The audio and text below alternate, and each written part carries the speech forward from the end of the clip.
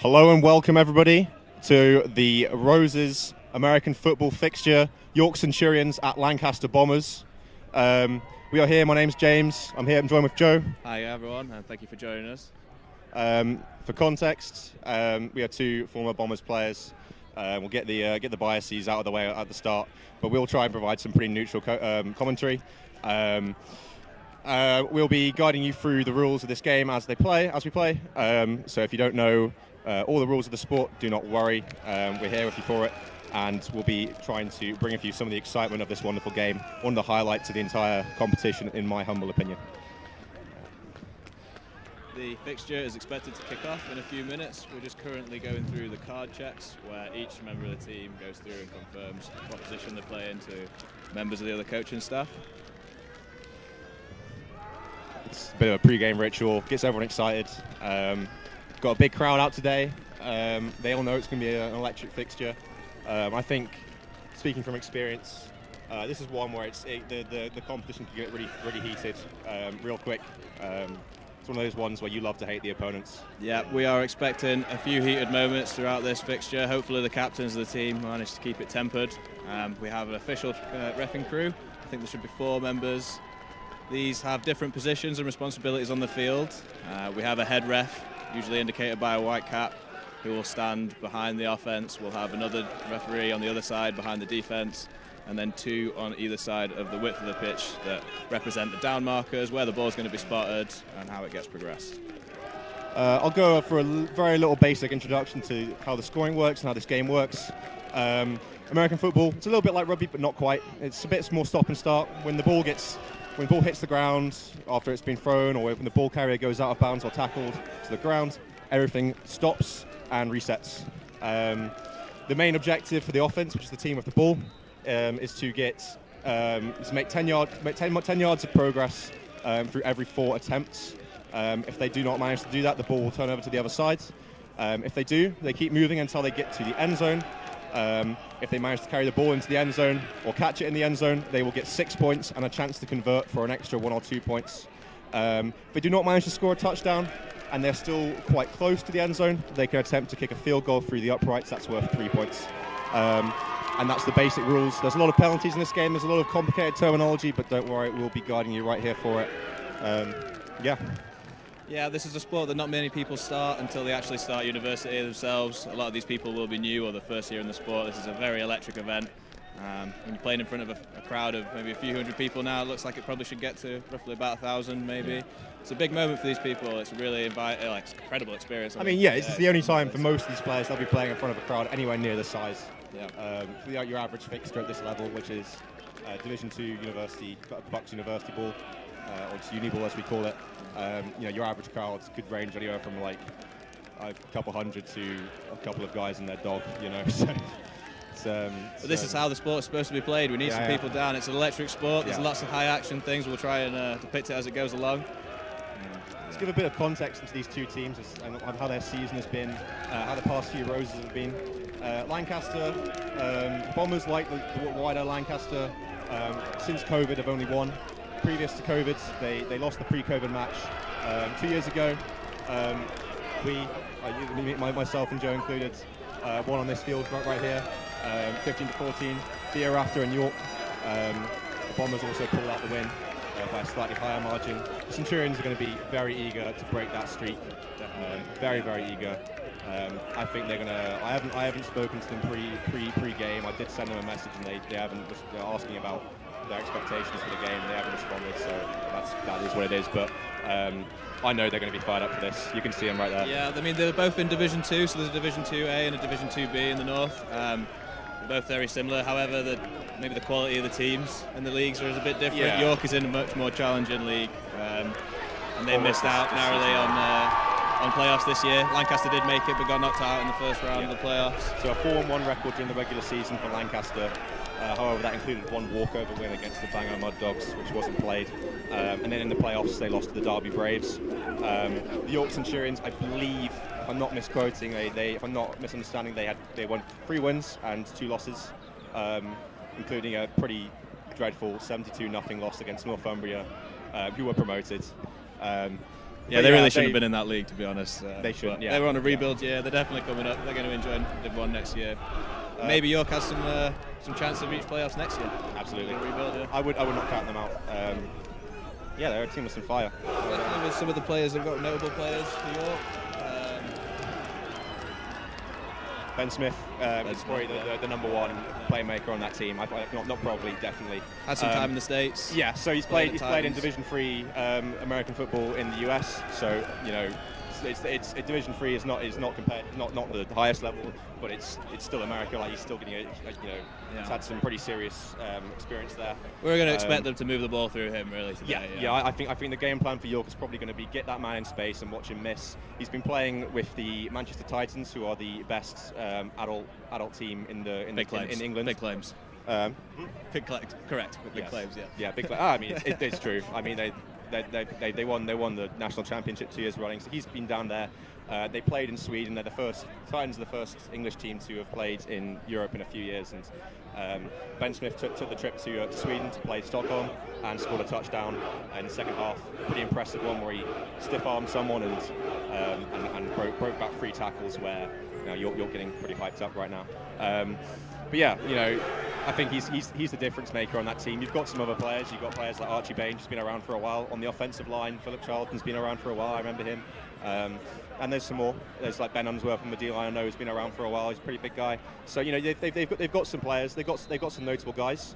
But I think in terms of York, compared to Lancaster, who are a bit more, they've got a bit more of a less star power and more just general. I think the team is a bit more experienced just generally. They've got a bit more years of experience, but York still really. Some notable people on the Lancaster team though. We have Ruby Watson, I think, who has a big name on this team. Is the centre for Lancaster. Huge impact to their offensive line. I mean, this person will make a massive difference in this game today. She started out at the Titans youth program. She's on the the GB women's squad and has played in 3 international matches. Really justifying our presence. Real anchor in the centre of the Lancaster O-line. Yeah. Jack Watson as well. He's been around for a while. He's former president of the club. He'll be starting at linebacker and potentially moving up to the D-line.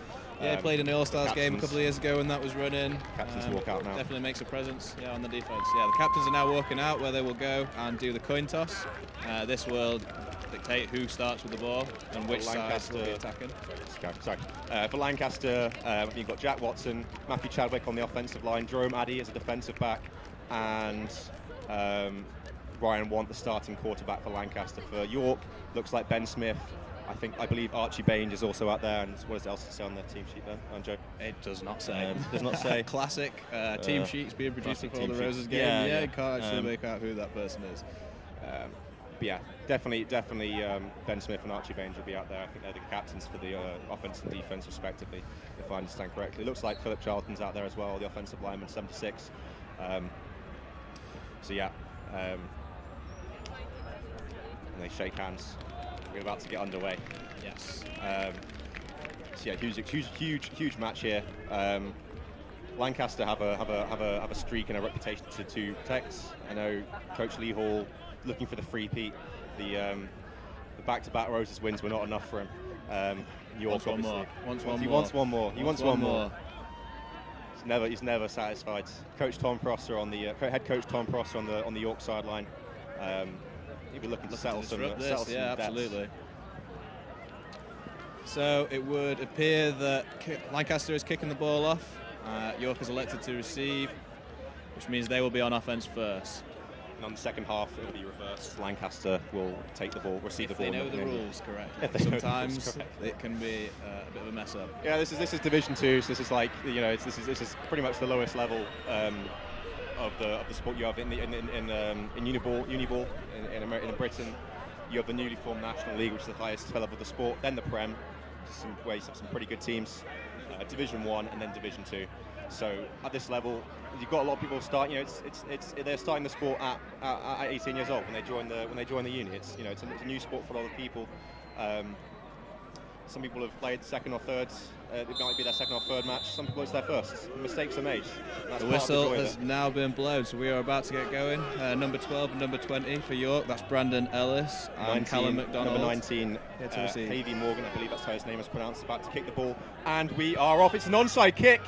Off to the side, and it's kicked out of bounds. That will be a penalty. That will be a penalty, so you're not allowed to kick the ball out of bounds on a kickoff.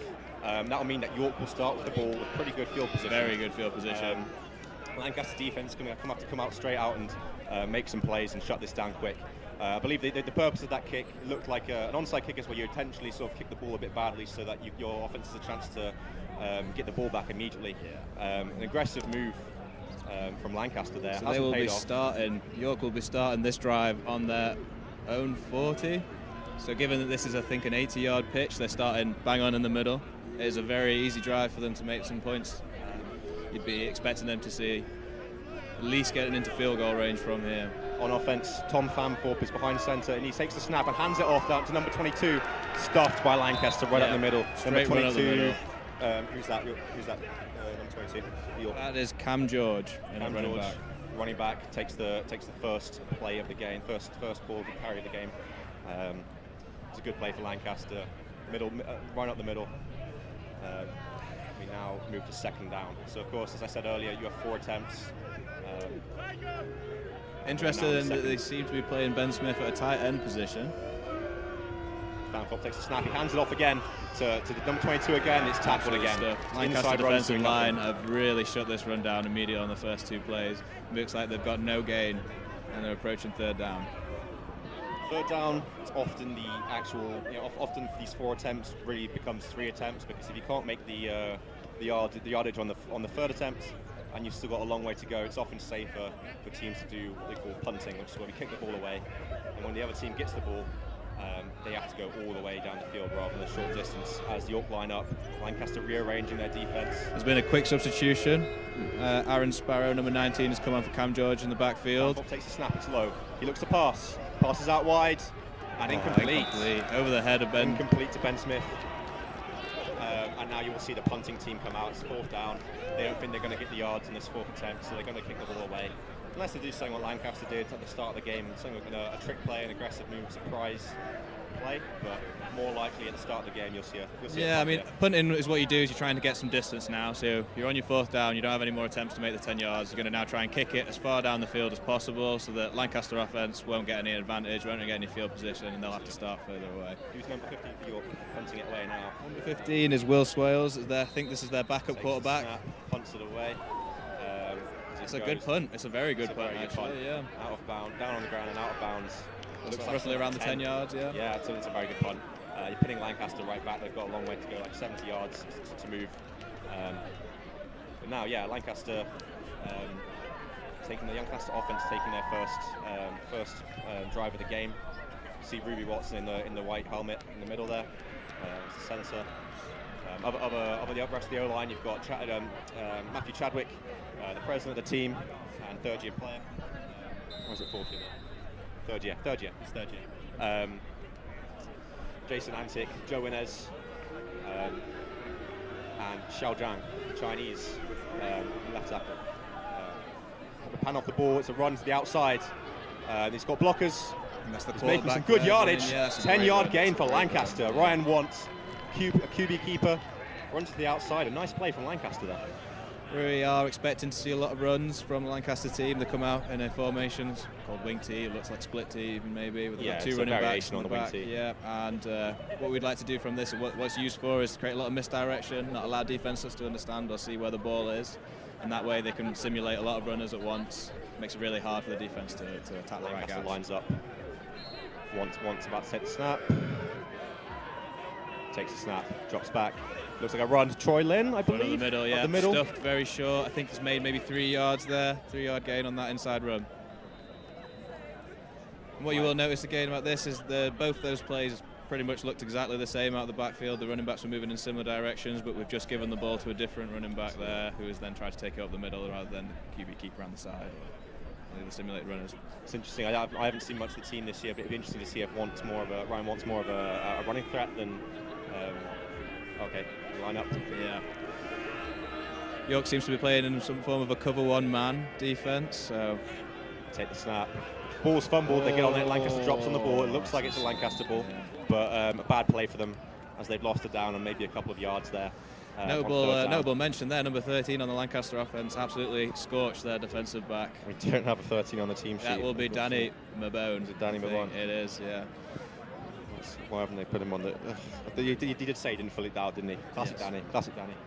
Didn't fill out the team sheet. Well, there you go. Danny Mabone's been at Lancaster since the age of dinosaurs. For about 35 years. Third and long here for Lancaster. You might see a pass here from a normally run-heavy team.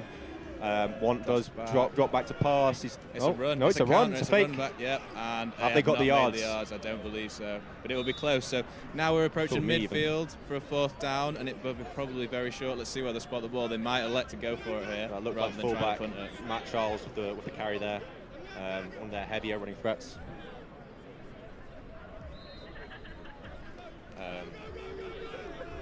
Okay, and Lancaster looks like they're going quickly. They're going to try and push up the middle. They are. Big push. They've pushed. I don't know that they've made it. I don't know that they've made it. Calling for the stop. Lancaster's pointing the other direction, and let's see what the refs come and say.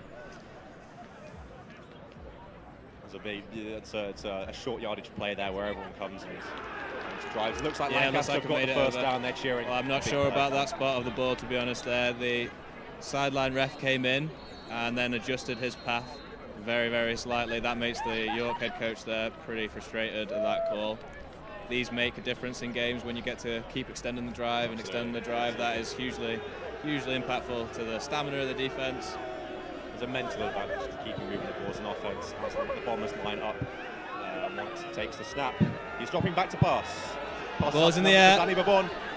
Danny's caught it. Oh my God! For a big God, gain, and the Lancaster sideline goes wild. First completion of the game. Bombers, not typically a pass-heavy team, so when you do see them pull something out like that, yeah, it's always an exciting. That was a great moment. adjustment by number 13, Danny. There, the ball was well thrown outside. Wasn't really supposed to be going towards the sideline in that direction. He made a great adjustment, faded outside, caught the ball over and head. Perfect. Number 10 from York. This would be Max Calvert there. Really didn't try to make a play on the ball or the receiver at that point. Bombers line it up.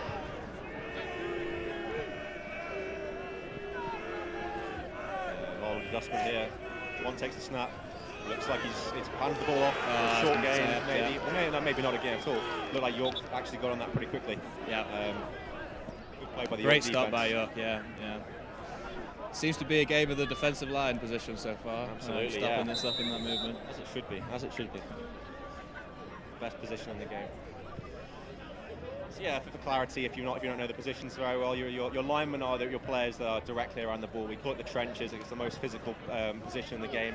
Offensive linemen on the team with the ball. Defensive linemen lining up directly with their hands in the dirt against them. Come out in a slightly different formation here for One Lancaster. looks to pass. He's rolling out. And he passes to 85, AB, and he drops the ball. Number 85 for Lancaster cannot hold on to it. AB. Yeah, that's a disappointing one for him. I know he's looking to make some big plays in this game. Now it looks like it's third and long. Lancaster lost some yardage on that first. Looks like they lost a few yards on that first run attempt. Big play for York, and then now an incomplete pass brings it to third down. So now we're entering what would be classified as the red zone. They're slightly out of it. That's the 20 yards that approaches the end zone that Lancaster's trying to punch the ball into. Flag off the snap. When it's whistled dead immediately, it's usually an offensive penalty. They have to false start on the offense. So they'll be taking that ball 5 yards back. Have to keep very still before the snap. If you have premature movements or jerks, you can get penalised. So it'll be third and very, very long now. So this is like a 3rd and 20 situation here. Yeah. Expect a big pass here, or at least an attempt at one. Will Lancaster pass the ball is the real question here. They've had some problems with this. They might play for field goals. They might try and do something very sneaky with like a counter play or reverse. There we go. And they've got Wanted looking for the pass, but he dodges a sack, and he's got pressure on his face. He lobs it up. It's only Centurions, and it's picked off by number 47, Archie Bainge. Defensive captain for the York Centurions. Looked like Watt had a lot of pressure on his face and just lobbed it, a bit blind. Cannot be making those kind of mistakes on these kind of events. That will affect your team's mentality. when we see this pressure, they did a great job to evade the first sack attempt, ducked underneath it, moved around, saw a receiver downfield, but just needed to put it towards the corner of the end zone or the outside of the end zone. That's your friend. Don't try and throw it back into the middle of the field. That's the problem here. Not the best. And a great play by the York defense there, just to be patient, not to try and force something. Watch the ball into the hands, catch it, secure the interception. Like three York defenders, just not even a Centurion in sight. Sorry, a bomber in sight. Lancaster lines up in their free stack formation on defense. Fanthorpe takes the snap. He's looking to pass, and he finds Ben Smith. Ben Smith's caught it, and he's running down the field. He's running. He's got a huge gap. He's going to take it in. No, not quite. He's tackled by number 14 before the end zone. Huge play for the Centurions. Jerome Addy saving a touchdown there with a heavy pursuit. This is exactly what we talked about. The ball wasn't a nice ball, wasn't thrown well, wasn't even really thrown to the right area for Ben to make a catch there, but he's adjusted himself. He's an absolute playmaker. Caught the ball in his hand, he's ran it into the end zone. No one was going to stop him getting those yards there. Huge play, because York previously bottled up in their own end zone, a dangerous spot, now threatening for a touchdown. See if they can punch it in, or if the Lancaster red zone defense can hold up. We've got a motion. Fanthorpe takes a snap. He hands it off to Ben Smith. He's running outside. He's found a gap. No, he's tackled. He's brought out. He's guided outside. Yeah. Was that a jet sweep? It would look like a jet sweep, but I think they're running him from a tight end position. Means he can get onto the ball very quickly and use his eyes and his vision to see where the hole is, try and adjust. He's made about, I think, 9 or 8 yards there, so they've only got 2 yards to go. It's second and short. Like 6 yards. Yeah, okay, moved it around. This is a game where we see in the rest, we really need them to control that down marker a bit better as they're doing it. This is where we get some arguments between the teams. If people are moving around, the spot of the ball moves around. That's where coaches start to get frustrated. Got another motion from Ben Smith. He's lining up on the strong side. This is almost like a trip side of the formation, yeah. Another second motion. I'm expecting a run. Takes a snack, he drops it low, but he tosses it up. Whistle dead before, as the ball was in the air. Complete broken play there. Yeah. Bit of a miscommunication. No flags, so it looks like it'll be third. Well, I don't see any flags. It was whistled dead quite early. What happened there? So York are on about the 10-yard line as it currently stands. I think they've just been moved back now to the 12 or 15. The ball was low, and then Fanthorpe knelt down to pick it up. I believe they've ruled him down when he picked up the ball, down by contact with the ground of his knee. Yes. So they've lost a few yards there. So in American football, if your knee goes down or any part of the lower, your legs touching the ground, they will call the play dead there at that moment. Unless you're in the NFL. Yeah. Motion. Fanthorpe takes a snap. He hands it off. Tackled right up the middle. Who's that? That's number 22, Cam George, the running back there. Tries to find a hole. Can't see any gaps. I believe that was 94. Jack Watson, a long-standing member of this team, most experienced player. He's played with the Chester Romans, solid Division 1 adult team. He's got experience. He's got size. He's got confidence. He just shot through the gap there, and I'm not sure if he blitzed through the gap there, but he went a big play there. Centurions now look like looking for the field goal. They're now it's fourth and long, but they've got a bit of distance. Let's see if they can kick the field goal, get some scoring underway here. Yeah, we've just been informed we are now live on Channel 1 for this it's coverage. Blocked. Lancaster blocked the kick. Everyone else has joined just now. No score. Oh, the ball's been picked up. Been returned. The whistle dead. Interesting whistle at that point. Interesting. Yeah. So York failed to kick the field goal there. That would have been worth 3 points to start the scoring. If you're just joining now, the score is 0-0. After 2 or 3 drives. So you've seen the opening salvos here. Yeah, I mean, what we can see there, as we discussed before the game happened, a playmaker like Ben Smith getting onto the ball, creating a massive opportunity for York there when they've got space. But then when they get down to the end zone, or the red zone, sorry, and they're close to punching it in, that space is now the red zone is really a different. Yeah, it's a different side of it. Yeah, and he doesn't have that space to run around now and try and get open. He's got to try and force his way through a very physical Lancaster defense right there. So the second drive for the Lancaster offense, one takes the snap, and he hands it off by the looks of it. Yeah, pass up, right up the middle. It's a run. There's a hole. He's moving. He's found a big gain. Looks like a first down. Yeah. Who was the running back there? What number is that? That looks like Troy Lynn, number 0. Very sexy Chinese running back, running up the middle. He's got some pace. He's deceptively strong, Troy Lynn. His third year, third roses now. Fits right into that wing T offense about being, a bit secretive, a bit shifty. We don't know where the ball's going. He's able to stay low behind his blockers and be patient until that gap opens up. In that misdirection we're talking about earlier, the Lancaster offense employs a lot. You've got a small guy. It's hard to see. Yeah. It's hard to see. Lines up for their first down. Passes it out wide for a screen to number 1. I believe that's Sam Taylor. who makes a man miss. Well. Yeah. Lancaster offense making some movements, making some plays.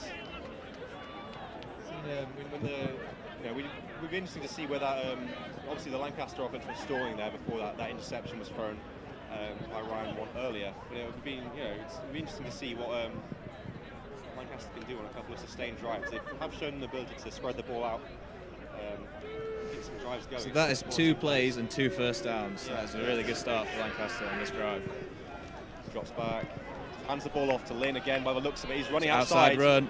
And brought down Great by tackle. 84. Is that 84? Number 84 for York is John Ryan. 19-year-old cornerback. Great tackle. Open field tackling like that can be really difficult in American football. It's not like rugby where you have strict enforcements on how to tackle and the position of tackling as you go down. You can be tackled from any direction. That's what we had the equipment for. Lancaster now for second and by the looks of it, second and 5. Good position for them. See what they do. I expect another run. They do hand it off to QB keeper to Want. He's running. He stiff arms a man, and he's running, but he's caught. He's dragged out of bounds by 2 Centurions. That wasn't the quarterback. I think that was this misdirection. That was Matt Charles. That sorry, was that was Matt Charles, the fullback. My bad. They've both got similar looking helmets. Number 8, number 7. I've got to get those straight. My bad. Apologies to Matt Charles if you're watching this back. Or if you're his family and you're looking to see him play. So it's now 3rd and short, maybe 2 yards. We're looking probably to see some form of a sneaky inside run again. This is what Lancaster does well. If they keep on this, they might go, or they're trying to confuse us all and throw out a pass in this moment. Well, you never know. They've shown some. This was about the distance where they tried their pass in the last drive. And that's what they've gone to. Little pass to it's 84 and it's incomplete. Shame. You're very hyped up about that. It's good coverage there. Great coverage, yeah. Jack Dunn unable to get some separation there. And Lancaster bringing out the kicking team, it would look like here. The kicking team or the punting team? I'm thinking it's the punt team, but unless we see... I think it's a bit far for a kick at this level. I think that's a timeout called by York. That's the first of their 3 this half. Yes, timeouts. So what do you think? What are you thinking so far? What's your first impressions, Jeff?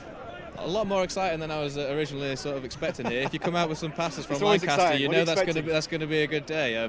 It's a very, very good matchup. The thing is, which it's easy to forget when you take a bit of time away from this fixture, is that when these 2 teams show up against each other, it's always a good fixture.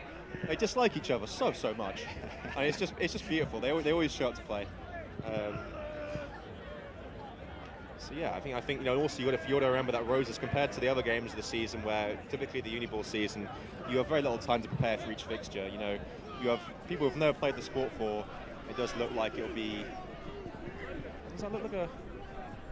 Looks like a punt to me. They are punting. It does look like they're punting now. Maybe Morgan looking to punt the ball away. The snap goes and the punt is off and out of bounds. Bit of a shank there. Almost hit the cameraman. These compared to the regular season matches, the Roses matchup, you have a lot of time to prepare for. You've got a couple of months after the season ends, if you haven't made playoffs or if you don't go very far in playoffs, to prepare for this match. There's a lot of build-up, and teams always show up really up for it. Lancaster did not get much out of that punt. Probably almost would have been better just running the ball a bit forward in terms of field position. No real benefit from that punt there. So York are back out on offense. They've got 3 receivers lined up on the left here. So spread formation, trips. Fanfoot passes out wide. A little swing past the running back. He's going to the edge. Space. Number 19, brought down by number 14, Jerome Addy. Bit of a dangerous tackle there. He kind of threw his arm in over the top of the neck. He's on staying on the ground. Might have a little injury time out here. I believe that was Aaron Sparrow out of the backfield there. Caught a nice little swing pass. Found the space. I think about 6-yard gain. It's a good gain. Seems to be winded, but he's managed to get up and he's walking off the pitch. That's great. It's good to see. It's always a very physical sport, and that's part of the game. You never like to see any serious injuries. The Centurions offense comes back out to mount a drive. See if we can get another big explosive play going. Ben Smith lining up now, compared to last drive where he was in a tight end sort of position, that back sort of position. He's now out as a true receiver. Yeah, it's a slight receiver on the inside. Looking the other way, goes. Just a step out of there, yeah, just overthrown, just overthrown slightly. Fanthorpe, he's got a bit of a cannon, but maybe not as hugely accurate. He's trying to find Brendan Ellis, number 12 there for York. Just couldn't make it. Good coverage from the Lancaster cornerback. Didn't see who it was on that side. Centurions move back out. Typically a more pass-heavy team, the Centurions, historically, compared to the Bombers. You're seeing that now. Jack Watson blitzing up the middle. The rollout from the QB. Sends it over the top to a wide-open receiver. Number 18! He's broken a tackle, and he scores the opening touchdown in this game. Centurions 6, Bombers Number 0. 18 is Matt Hill. That was a great catch. Great catch. He was completely open and wide open. There was a blown coverage there from Lancaster. A lot of boos from the sideline. The fans are not happy there at Lancaster. Yeah, so now after a score, we have a point after attempt, and it looks like they're going for 2 at York. So they're going to try and score another touchdown, essentially, and that'll give an additional 2 points. To reiterate the rules, you get a choice here. If you wanted the conservative option of kicking an extra point through the uprights at short distance, or you get one more attempt to score essentially another touchdown, which is what they're doing now. Fanthorpe takes a snap, he hands it off. Sweep. He's going out to jet sweep, and Lancaster cannot get there. Yeah, so that is 8-0 now. 8-0 Centurions. So you're seeing, I think, we're starting to see a bit of a trend now. Lancaster Bombers, their offense, more methodical drives, petering out a little bit. Centurions, the more explosive plays. Centurions' offense living and dying by the big play. They don't have much of this sort of consistent movement, consistent gain. But when they break free for a big gain, it's big. Yeah, I mean, going for 2 there, we could talk about the score and these point after attempts are really important. 6 points is great, it's the score, it's what you want. But if you manage to get that extra 2, what you're essentially doing is you're making the other team have to go for 2 as well to be able to keep up. So, and that is much harder than trying to kick. I know at this level maybe kicking isn't as prevalent in the sport. I mean, memories from this level of sport is that kicking is hardly very consistent anyway. Yeah. You've seen some questionable kicks, full punts earlier. The Centurions already had a field goal blocked, so I imagine they thought, field goal's already been blocked earlier. Our protection might not be there, our kicking might not be there. Let's just go for 2. They have confidence in their ability to make some big plays. On that outside run, I think we've seen earlier. The Centurions, the inside run was not there, but the outside run definitely was. I mean, on the outside, your defenders are traditionally a little bit smaller, so maybe they favour in the matchups, running out that direction. We have the Centurions kickoff right down the middle. Yeah. And this one looks like it's going to be returned by Lancaster. Number 3, big Harvey Hope, goes up the middle, finds a hole, but is tackle. tackled. He gets it to about midfield, it's a decent return. Nice job on Lancaster's 30, 33 maybe. I believe that was number 3. He returned that. Yeah, receiver Harvey Hope with a nice return there. Good starting position. They're almost in York's half already. It's a big mental thing here now when you've got a lead to protect as a defense. Lancaster are going to want to answer the call pretty early. Coach Rosie Morrow, the offensive coordinator for Lancaster, hands the ball off. Troy Lynn on the outside again. Taking a couple of hits and being brought down. Looks like not much of a gain there. Managed to shrug off the first one, but slowed down enough to the point where York was able to catch him. They've gone fast. Straight back out again. Line, but the whistle blown. Let's see what that's about. Might be a timeout. Let's see what that was called for. Might be an issue with the spot. Yes.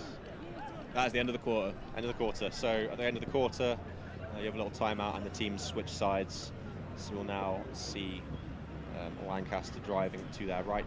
Yes, so they'll rotate now. The teams will rotate. It's a bit of a weird experience for everyone watching that might not know the sport. They just literally spin around each other and move to the other side of the field. Yeah, Lancaster now is an important. It's an important mental thing for them to answer now. If that score sort of gets left on the board for too long, it can sort of set into your mind. Yeah. Start feeling that you're behind, you're unable to get there. Yeah. This game is hugely physical, but maybe if you're not familiar with the sport, you might not see the mental side of things. There's a lot of that. There's a huge amount of that. how much you give, how much, what risks you take. As Lancaster lines up for seconds down, there's like 2nd and 8 yards to go. One takes the snap and he fakes and he runs to the right. Yeah. Handed off to Troy Lynn. Wow. Oh, nice game from Troy Lynn. Play, yeah. Brought down by the defender near the sideline. Good gain there. You saw a little fake there from one. He sort of faked like he still had the ball. Yep. Took a hit for the team. I mean, that's what you need. You need everyone on this sort of offense and the defense. They have to work together. They all have to do their job well, right? Sometimes that means you're the one that's taking the hit for someone else to succeed. Lancaster moved to the line. So they got a first down that last play. 1st and 10 for them. Let's see what they can do with it. As I was saying earlier, a lot of methodical drives from Lancaster. They have shown the ability to move the ball, but not yet to punch it in, not yet to finish that drive. Quick toss outside. To number 8, Matt Charles. He breaks a tackle, and then brought down by a 2nd Centurion. That first tackler slowing him down enough for the 2nd to make the play. I think that was Ben Unsworth, number 42 for York, who got in there, slowed him down, wasn't able to wrap up. And we talk about wrapping up and tackling. It's essential. We talk about these open field tackles, lots of space. When you meet someone with that contact, you have to hit them with equal force to slow them down. But you also need to make sure that you're wrapping up to get those legs close together, make them fall over. He did his job there. He allowed his teammate to make the play, but if he made that tackle there, that could have been a loss of a couple of yards. Well, it looks like what he was. 2nd and 15 by the looks of it, but it could have been even worse for Lancaster there. One fakes the snap, takes play the action, and then passes, but it's over the head of AB. Yeah, put too much on it there. Put way too much on it. I think he's starting to feel this pressure now. He's trying to force some balls down the field. The thing you've got to do, you've got to stay calm. If you don't stay calm and confident in yourself and your offense and the play that's been called, that's going to start to happen there. There wasn't even that much pressure in his face from York there. There was a play action. The play action worked well. Just got to make sure now that whoever's on that coaching sideline at Lancaster tempers that, cools it down, get refocused. Say, for context, if you don't know, play action is where you pretend to hand the ball to a running back, and then hopefully you get the defense thinking it's a run, and you get a bit of time to pass that ball. It's a very technical game in American football. You do have huge playbooks, they're called, which is essentially drawings and schematics about different plays that people are going to use. Looked to punt it away. Whistle blown, flag thrown, presumably like a false start. A false start, yeah. It's not good for Lancaster, losing some field position. Yes, it was indeed a false start, judging by the referee's signals. They lose 5 yards there and they'll have to do it again. And that's a number of penalties now that we're starting to see come in. Yeah. These do impact your drives as you're going along. Need to make sure that they stay focused. Not give York 3 yards. So York's look a bit more like a disciplined team this year. Yeah. I'd like to see from Lancaster a bit of a return to last year, the last year's Roses. So I'll suspend my call as I make the play call. Maybe Morgan jumps to this and he punts it away. Had some pressure on his face, but he gets really the ball well off. Done to get that nice off. job That's there. A great punt. Much better, but it's being returned up the middle. Gang tackled by the Lancaster punting team. As I was saying, what was I saying? I've forgotten now. Oh well. So last year, so as the York Centurions offense comes out. But yeah, Lancaster offense right at the start of the Roses 2023 game. You saw the Lancaster offense coming up some hard counts pretty early on. It was working. We haven't seen much of that from either team yet. Hard counts being where you vary the cadence. You have this. People will say you have as a quarterback you might be able to hear him. Tom Fanthorpe out there right now. He takes a snap, looks to pass. Throws it long, and it's almost caught and dropped by number 12. That was a great throw. It was really well placed. It was right in his hands. If he caught that would have been another huge gain. Yeah, it's Brendan Ellis again as a target had the jump receiver. on the cornerback there. Yeah. Number 81. Yes, Nathan Hargreaves did not have the coverage there. But yeah, as a quarterback, you need everyone moving at the same time. You have a verbal cue for this called a cadence. And when you vary that, if you can get the defense thinking you're about to snap the ball and you don't snap the ball and they jump off sides, you can get a penalty from that. And I'd like to see some of that from one of the teams here, maybe both. Yeah. I haven't seen any of that. Lancaster rearranging their defense. Weren't able to get set before the ball's out there. Wide, pass out wide. By number 11, he's found a hole, but brought down by number 93. Yeah. For York there, that was number 11. Sam Rutherford with the tackle to save from a big gain. If he hadn't made that tackle, that could have been very. Still a first down though for York. So York is advancing down the field now on Lancaster. I believe that is a timeout called from Lancaster. You're looking quite dangerous, and compared to my pre-game prediction that Ben Smith would be doing all the damage, It's not been the case. They've actually been spreading the ball around their offense quite a bit. The thing is, when you have a playmaker like that, all you have to do is use them as a decoy sometimes. That's true. That's true. People are too focused on just in the defense to that person. It opens up other elements to be attacking. So right now we have a huddle. So this timeout that's been called by Lancaster, what will happen is both sides will approach their coaching team. Some words will be exchanged, I'm sure. Maybe updates to the play, things to be looking for. We were discussing earlier how important these huddles are. Yeah. Do you want to talk about that? I mean, right now, if we look at Lancaster, a person's just been burnt deep. Okay, so they had that shot long. Lancaster did not defend that deep threat very well. That's probably been something that I think it's Matthew Barrington, DC, will be appreciating. He'll want to make sure that these DBs, these Lancaster defenders that are protecting the deep shot, they're aware of it. They stay back. They don't give up those things, and you want to make sure that's a positive forward motivation. It looks like he's pretty frustrated there as he was leaving the huddle. We'll see if these coaching amendments have worked. Yes, Coach Summers, Matthew Barrington, Summers as he's known by his team, he's been around for a bit longer than the head coach and the OC in this team. He's a long time defensive coordinator here at Lancaster. He's playing a lot of Roses matchups. Yeah. Fanfop takes a snap. Balls up in the air. This one looks like it could be picked off, and it is picked off by number 99. Gary runs it back. This might be a pick six. And Lancaster take it in for the touchdown. Whatever was said in that huddle clearly worked. It clearly worked. I told you, these huddles matter. Huddles matter. Whatever that adjustment needed, they knew where they were going to be attacking. They knew where that space was. And the Lancaster offense comes out. They will be going for the 2-point conversion, no doubt, to try and tie this game. And a huge momentum swing there. We don't see pick sixes from that distance normally. That was quite a long distance to run the ball in. Well done to Lancaster. Gary, as he's known by his teammates, the Hungarian-British defensive back, with a big pick. That was not a good throw by Tom Fanthorpe there. Again, getting too excited, trying to force what's not there. That's the thing, because this mental game, it can work in both ways. You can get down, and you can let your emotions get the better of you in a way that's beating you down, and you feel behind. And it can be the opposite way around, where you get too excited. You think you're doing too well. You've had a few deep shots, you've had a few successful passes. Yeah. And you feel invincible. It's going to be two. As a flag is thrown. It might be a delay of game. You've got a set amount of time to get to the line and do these things. And on a 2-point conversion, that's not a good thing, because every yard counts. They only get one play to make this work. Looks like it might be a delay of game. Lancaster is losing some yardage. He was making a late substitution there, which I feel like they had to try and extend the play a little bit longer. You have to be really careful. We have different styles of reffing as well in the game in Britball. Absolutely. In England, we have reffing teams, and they are usually led by similar head refs in areas. I think that they define the teams by areas. This one is particular strict on time. Yes, indeed. One lines up to take the snap, and he does. He's looking for the pass. He's passing out wide. Looks like AB. He's being brought down by two Centurions. Looks like it's short, but no signal as of yet. No 2-point conversion. So the score as of yet is 8-6 York. As Lancaster will have to kick off and give York the ball back. Disappointing that they couldn't get the yardage there. I imagine if there wasn't a late substitution or delay of game penalty, whichever one it was, I imagine if that wasn't the case, they might have had the yardage for AB to go and.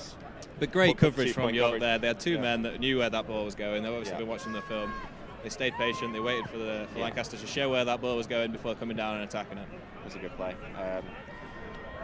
Disappointing for Lancaster there. And this is where we say that those 2 points matters. So now, obviously, both teams have scored a touchdown, but York is winning. And that means that Lancaster has to chase. They have to start adjusting their play calling to manage this game. You'd normally like to see offense hold on to that ball, create long drives, burn the clock out a little bit, reduce the opportunity for the opponent to score. We're a good way into the second quarter now, so we're somewhat approaching half-time. Be interesting. It depends on whether York get a few chunk plays like they've been doing this game, or if they go for a methodical drive. They might want to try and run the clock out so they get the last possession this half. I don't know what the clock is. We don't have a running time. It would be nice if we did. As Havey Morgan does an onside kick, caught by York and knelt down. So York will get the ball again, like in the very first play of the game. York will get the ball with good field position because of that onside kick. Lancaster going for an aggressive play call. They're trying to get the ball back immediately. Smart decision by number 11 from York there, Ethan Francis, to take the knee, just to not allow any form of contact, like knock the ball loose or anything like that. Smart. I'm not sure about that play call to go for an onside there. in time, Lancaster does like to kick short into space in the middle of the field, but if they're not showing you that space, then why are you still deciding to kick there? That's the question, really. We'll see if Fanthorpe settled himself down. I imagine they might go for some runs just to calm himself, and as he does, he passes screen pass. Screen pass. That's great. He breaks a few tackles for a good gain of it looks like about 8 or 9 yards there by the York player. I'm not sure who it was. Gang tackled by Lancaster. That shows the confidence of the offensive coordinator to put trust in the quarterback, allow them to throw a game. It was a screen. The screen's less dangerous than a proper pass. This is how you build a confidence in quarterbacks. Exactly. You throw the short passes that are easy for them to make. They start to feel a bit more accurate, a bit hot, and then you push the ball downfield. Absolutely. There's two potential strategies on a second and short. You could take the risk and go for a pass, which is a run. It's a run this time. It's brought down by Lancaster. Yeah, if you're confident of getting the yardage on third down, you can sometimes go for a risky pass, but that there backfires. They go for a run instead. It's a big loss. They've lost a good few yards there. It's now third and relatively long. Going to shot themselves in the foot. Lancaster D-line and linebackers already showing up there, the front seven. Fanthorpe takes a snap. He's going to roll out to the right. He's looking for the pass, and it is almost picked off by Jerome Addy. Very underthrown. Well, it was underthrown. I don't think he was going to catch that ball, to be honest. But the throw was the problem there. Coverage was good from Jerome. It's now fourth down. We'll see if they. So they'll make some substitutions. We'll see if they go for a punt or a field goal. Is it still third down? It's fourth. I think they're going for it. They're going to go for it, which means if they do not get the yardage, which looks like about 8 yards, it'll be Lancaster ball. But as we were saying earlier, there's limited time left, and Lancaster, they've not shown that ability to make chunk plays recently. They're more of a slow, methodical, piece-by-piece offense, so York might be feeling confident that they can hold them off until time runs out. Fanthorpe drops back for the pass. He lobs it up and goes incomplete. Lancaster will take over. Didn't take the time to set his feet there, that's all. Ended up coming out very wobbly, not as it's intended to. So that might be Rehan Ayinla down the ground there. Crucial part of the defensive line for Lancaster as well. Lancaster player, I believe it's Rehan, being seen to by the coaches, as head coach. I'm sure he's all right. Don't like to see any proper injuries in this game. So things will come up in the remainder of this quarter. We have a 2-minute warning, which will act as a form of a timeout. That's just to let both teams know how long is left in the half. Usually at this point we see offenses change depending on where you are. If you're up and you've got the ball, you want to hold on to it, try and again not let the other team score. If you are the team that's down, you might try to act a bit more aggressively because there's less consequence. You're not giving up as much time or space for the other team to score as well. A lot of waving going on for some reason. I'm not sure. They're trying to call the medic over, but the medics are not moving. Half asleep. It's not what you want to see. No. But Rehan looking like I believe that's Rehan. He's okay. He's walking off under his own power. Yep. It's a good thing. Yeah, it is indeed Rehan. D lineman, second year player. He made some nice tackles last year. He's a big, strong guy. Big muscly player up front for the Lancaster D line. Lancaster offense is out now. We're expecting them to try and take some shots. Not a lot of time left. Let's see what they can do from about midfield. Ryan Watt drops back. He's in pistol formation. He's a few yards back. Might mean pass. No, it's a run to Troy Lynn up the middle and gang tackled by the York D-line. Negligible gain probably there. Ruby Watson there getting in the pile and shoving it forwards, making sure they're getting positive yards. Absolutely. The offensive line in this sport, if you don't know, looks like a 1 yard gain. The offensive line in this sport is really the most underrated position. They are everything starts with them. If you don't have an offensive line that can block and for your pass or can create running lanes, your offense will not work. But they also don't have any ways to make highlights, so they don't get shouted out a lot. But they are absolutely crucial. We have a motion from Lancaster. One takes the snap, and it's a jet sweep to number 15. Straight into 3 York defenders. Maybe a couple yards there. That was Rajveer with the carry there. Yeah, not much on these first 2 runs from Lancaster, so you might see a pass and now 3rd and long. There seems to be a bit of a lack of an energy. You can tell it's getting towards the end of the half. People are maybe starting to burn out a little bit now. It's exactly the moment your quarterback and your offensive line leaders need to pep everyone up and say, let's get this done.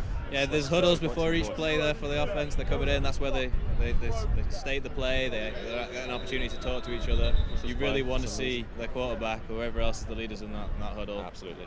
Motivating those people. I believe your captains on the offense are Ryan Want and Matthew Chadwick. They are the guard, club president of the team. They're the ones you'd expect to keep everyone high energy. Let's see what that whistle is about. Might be a timeout or a 2-minute warning. I'm not sure. Just waiting to see some form of hand signal from the head ref here. He's walking over to the Lancaster coaching staff. He's now walking back to the middle of the field, I think, to make his call. Taking his time to get there. No, he's approaching the York side. Bit of a conversation going on, maybe. I wonder what this is about. The players don't seem to know on either side. Very confusing. I'm unsure. I think it might be about the drone. There's a drone that's just flown over the pitch, which I think is trying to broadcast the footage, and the ref is now approaching the control of the drone. The controller. Yep. This is not something you really want to see a delay in the game. I don't see any problem with the drone. Let the drone fly. The team field. where I've played over summer last year, the Oxford Saints, we've got a guy there who loves to get some drone footage. This guy Mark Addo, check out his Instagram channel. He's got some heated words shared there between the drone operator and the head ref. Yeah, the drone, maybe see what happens. He might make it clear off, but ref's here. He's running by us. He's asking for security to remove the drone pilot. Yeah. Interesting. But yeah. Well, let's try and what should we fill the time with? We got let's talk about something interesting. This is not something that normally happens. This is not. No, I don't. Oh, the drone's moving. Let's see where it's going. Get the cameras on the drone. Watch the drone. he's taking it away from the pitch. As it is coming into land. Yep, I think he is now landing the drone. All I expected. And the ref running back onto the field. Might expect to see things getting back underway now. The situation is a 3rd and long. Lancaster down 8-6. They're going to want something from this. Even if time runs out and they're still within close distance, you might see them kick the field goal, and then the score at halftime would be 9-8. Yes, as Lancaster runs to the line, which was the halftime score 2 years ago on this exact pitch, in this exact game, 9-8 in favour of Lancaster. So let's see if history repeats itself. One takes a snap, he hands off to Troy Lynn up the middle. No, it's a pass. It was a play action. It was underthrown, unfortunately. The receiver was open. That could have been a play action. Pass interference, sorry? Yeah, they're calling pass interference.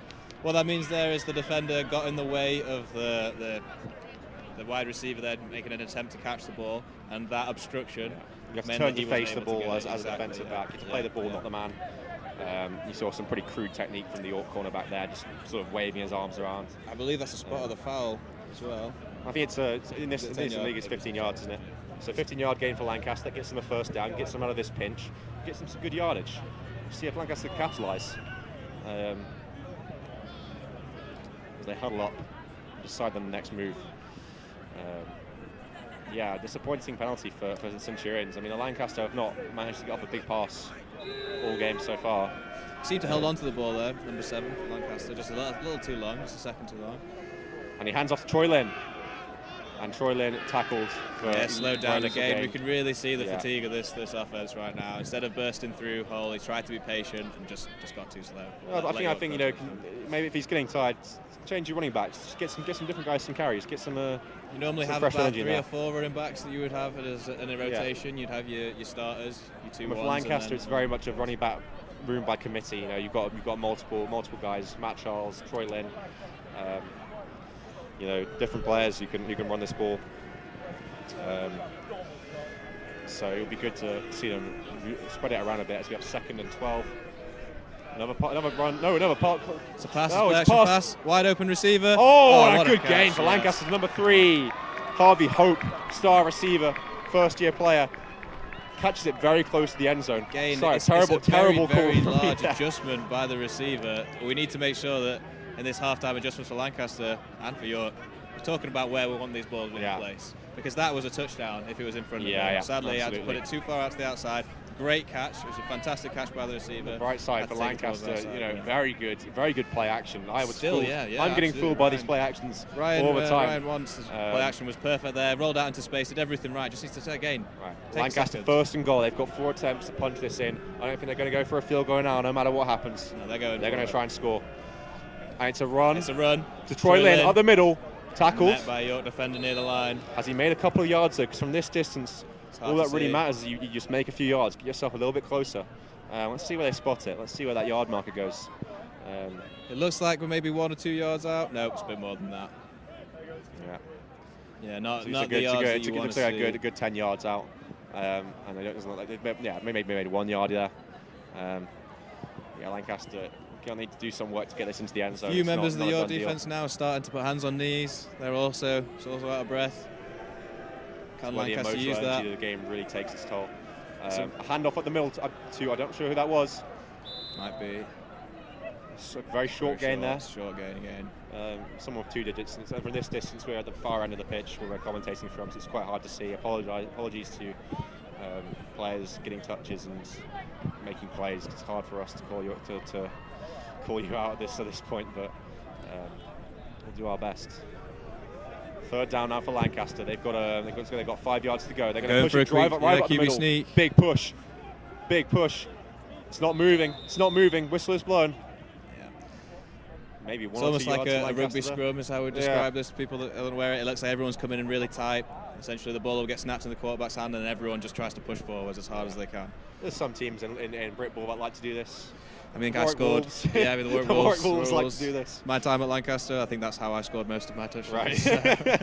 It's an effective play when you've got the right people in for it. How would you say, as such a long-standing Roses player, these teams compared to Roses teams of the past? It's always different. Every year is different. The whole point about UD sports, university sports, is that your entire team is different every year. It's completely different, and that's what's exciting to see. It's looking like Lancaster going for the field goal here. And if they go up, if they kick this field goal, they will be up 9-8. They're going for the lead. The snap is down, held, and it is good. That is good. 9-8. Lancaster takes a 1-point lead. Excellent kick there from, I believe the kicker is Havy Morgan. I hope I'm saying his name correctly. That's what Chad told me his name was pronounced like pre-game though. So.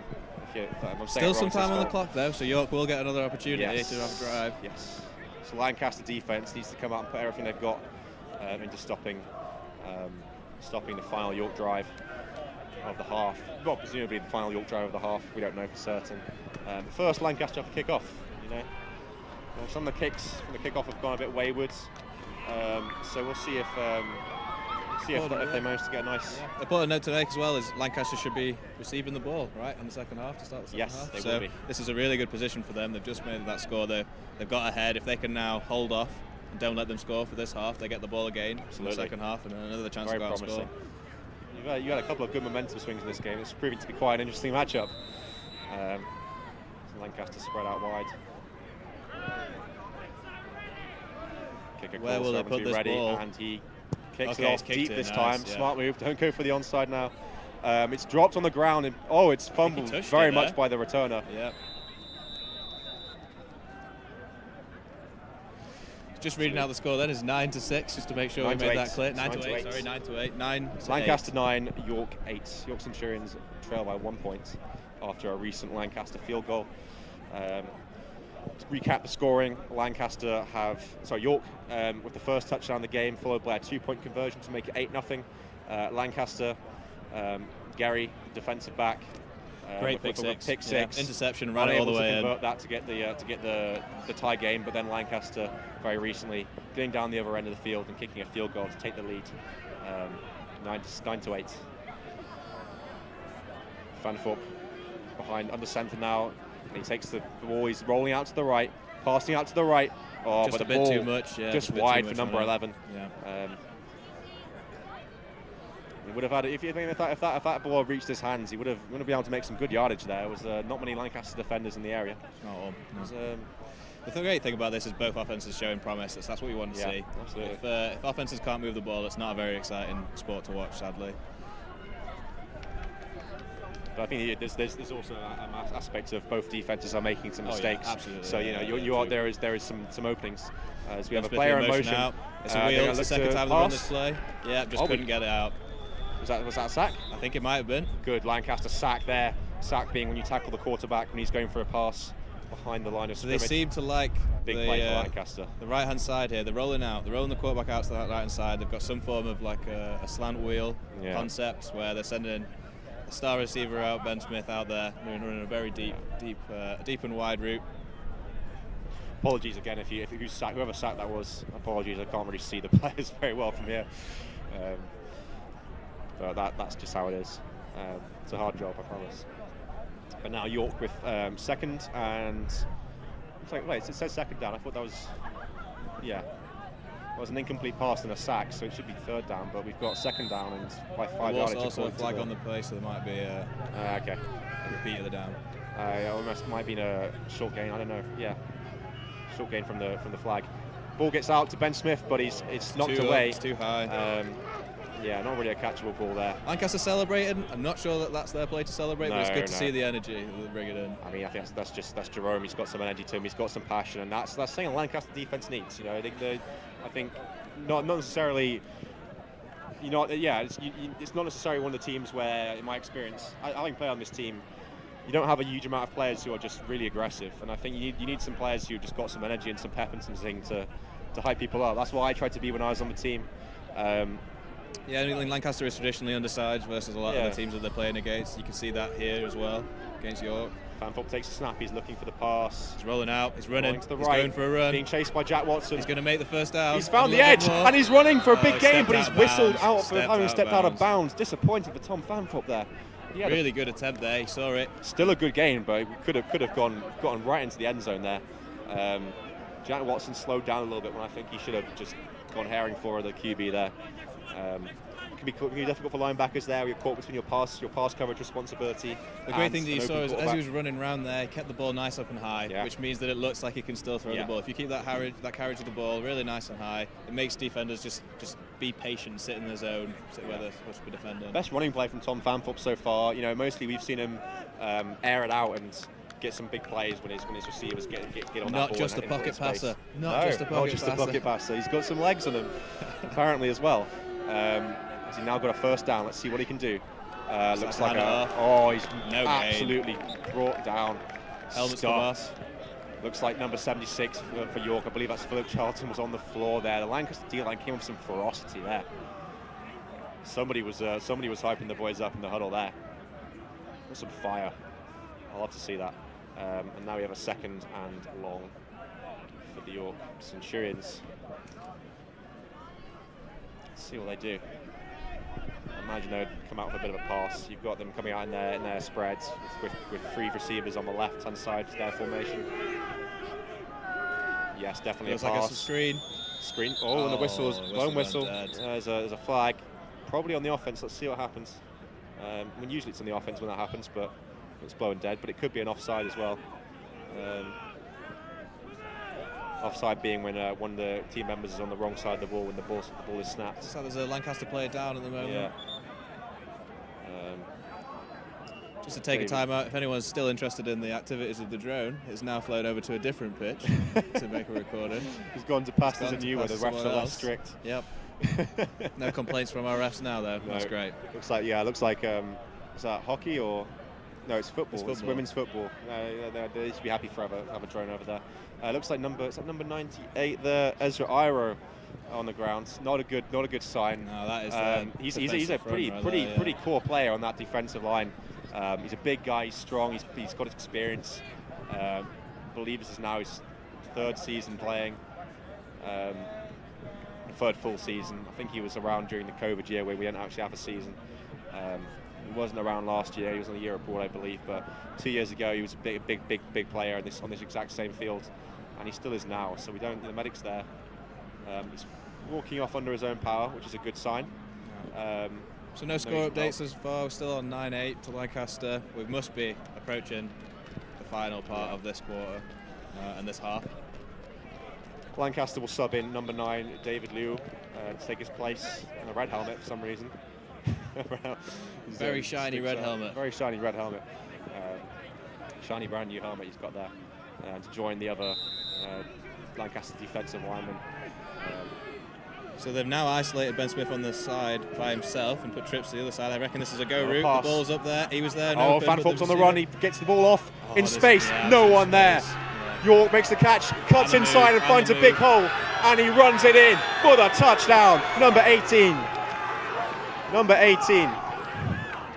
Number 18 being Matt Hill for York Centurions. That was a great move to make a bad miss. Huge Tom play Van Fulp there. had so many options there. Oh my Complete God. busted coverage on both sides of the I field. don't know what the hell happened there for Lancaster. There was two receivers in no space there. Just with no defenders around them at all.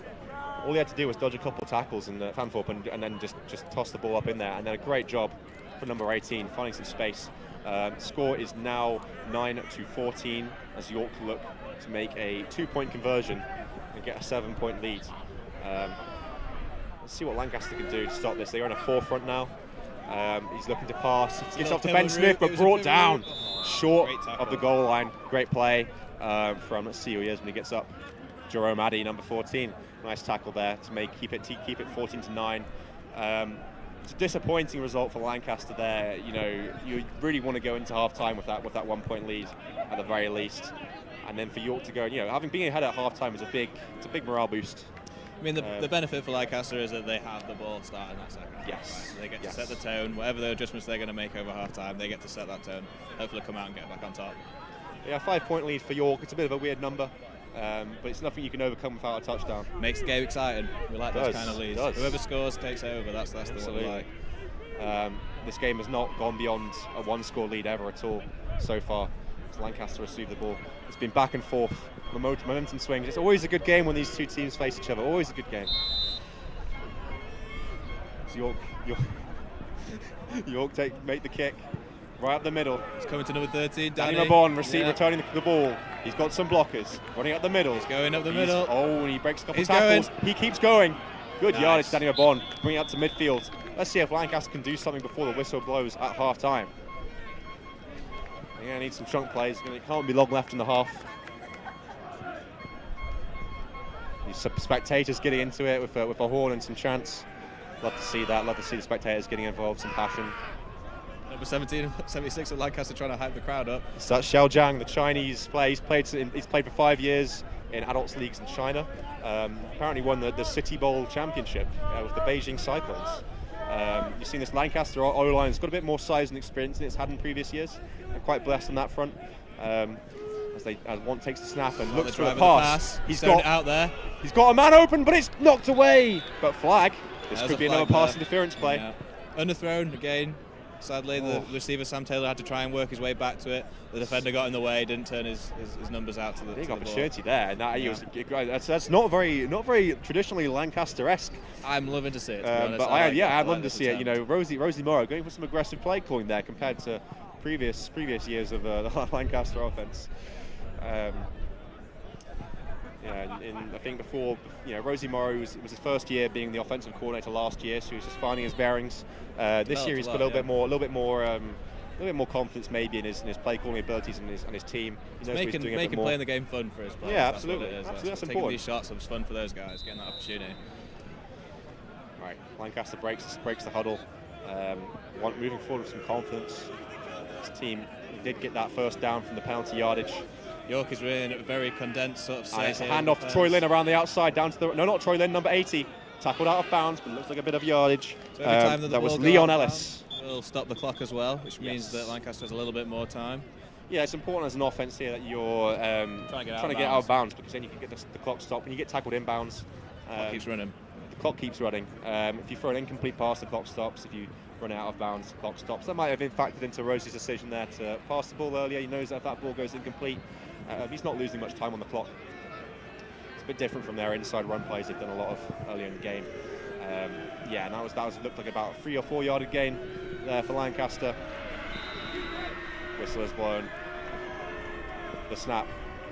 It's a handoff. It's a counter play into space. Number 8. Oh, number 8, Matt Charles has found a big hole, and he's running it to the end zone.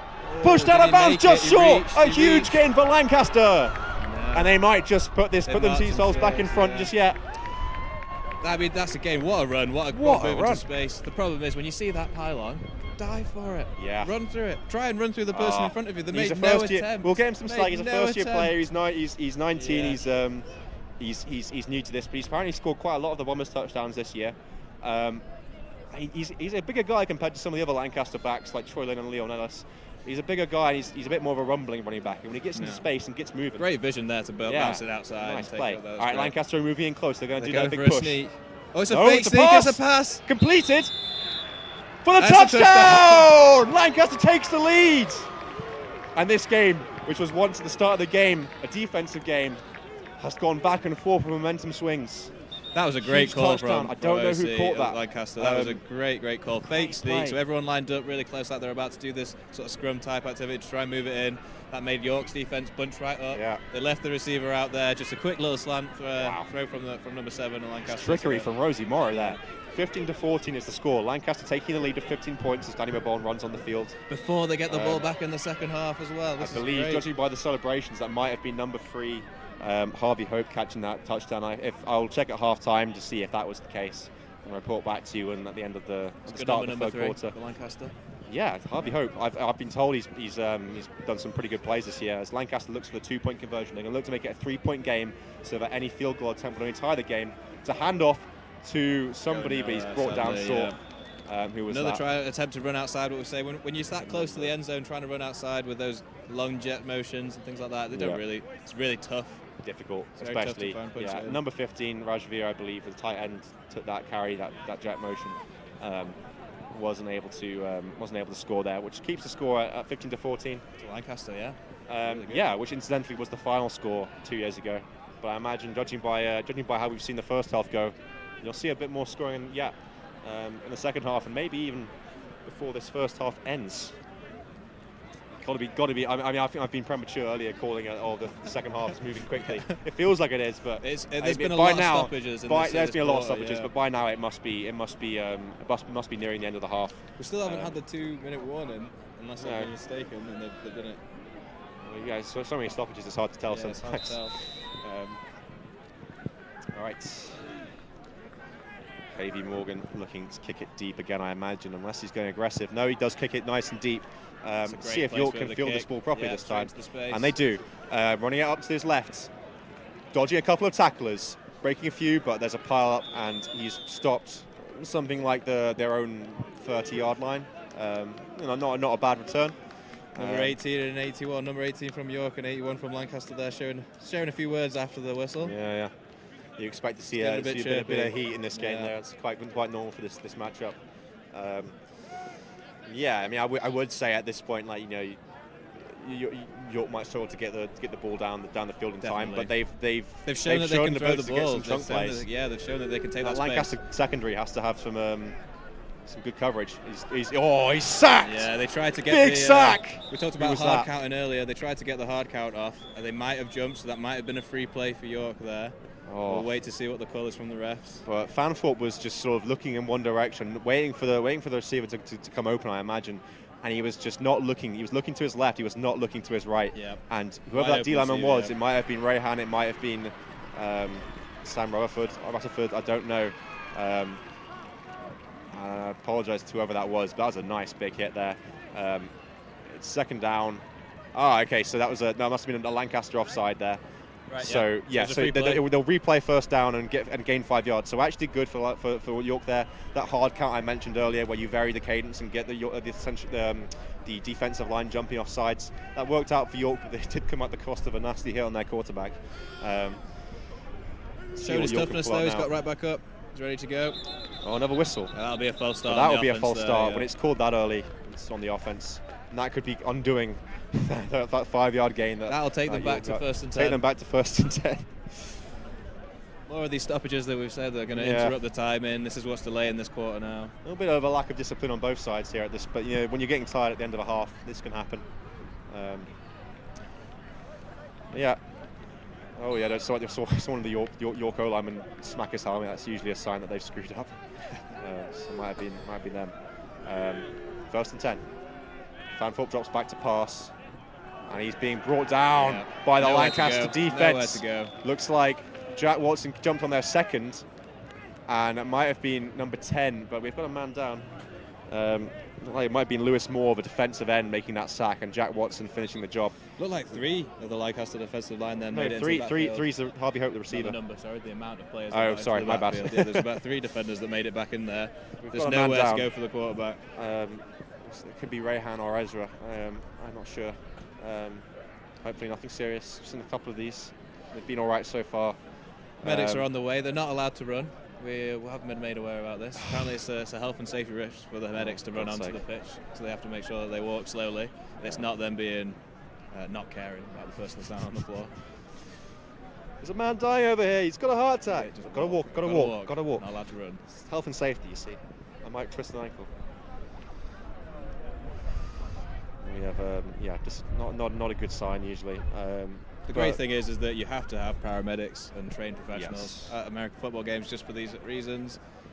They will get the care that they need immediately. So right now we can see that the huddles have been broken up. There's 2 on either side. We've got Lancaster and York here with their coaches all huddled up. This is where you get your motivational speeches. This is where you say regardless of the cause of them, these momentum-breaking moments can change the nature of the game. You know? I mean, you just get free time to make amendments, to put in new plays, to circle to them, to see what they see. Take a breather if you're blowing as well. Take a breather. And we see head coach Lancaster, Lee Hall, walking into the huddle there. This man is just pure energy and excitement. All he wants to do is see these people graduate from university with a good degree and have had a really good time alongside the football team as they do it as well. So he's come in there probably to remind them of this opportunity, of this moment, about what it matters and what it means, right?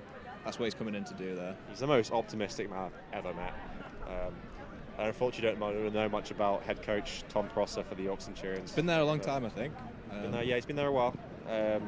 I believe compared to the Lancaster coaching staff, which has got a few different coaches, York Centurions are more player coached. They've got a few standout players in their team and former players who coach their positions, I believe. I mean, it's quite tough for an American football team. You need a number of coaches to be successful. There's so many positions. You have several positions on each side of the ball, right? And they all need their own specific tailored coaching. It can be hard, especially in locations like York and Lancaster. Not necessarily massively close to big urban areas where you have the best coaches. It can be a struggle. You know, if you look, this is maybe a big reason why these 2 teams are in Division 2 is they're not able to. I mean, you know, it's not just about which coaches you can access, but also the training and the experience that those coaches can get. You know, when you're around big cities like Manchester and London, Bristol, you can get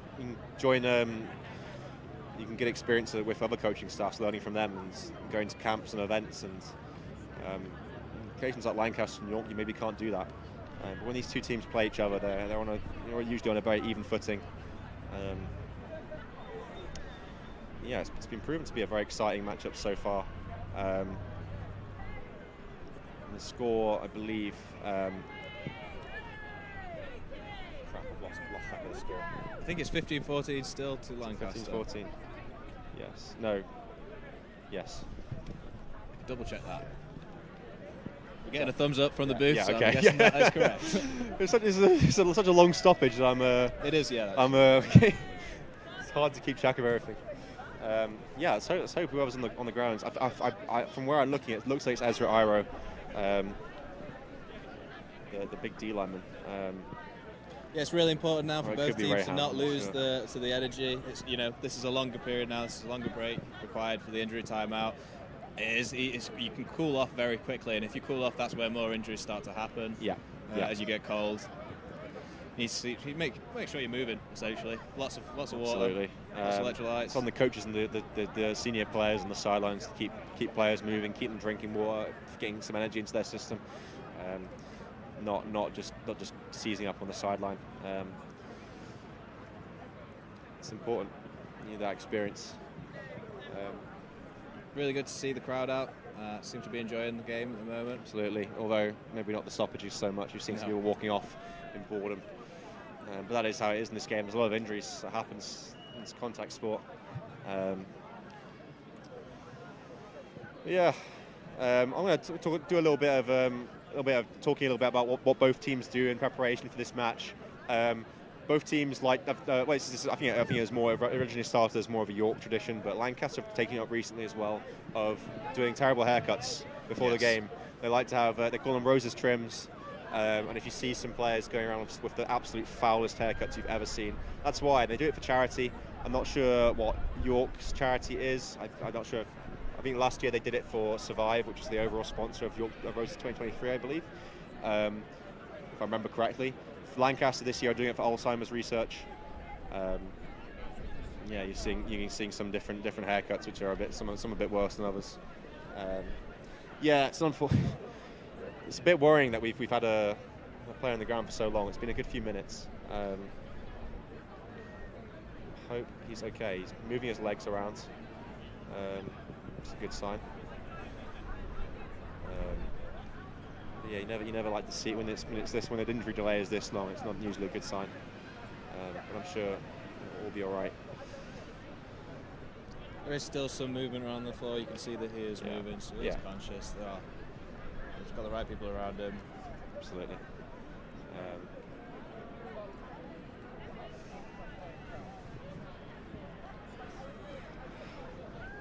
Yes, notable matchups here then. So what we can see, you see both teams trying to attack outside of the field, right? Yeah. Outside in that space. Try to get that ball up and out.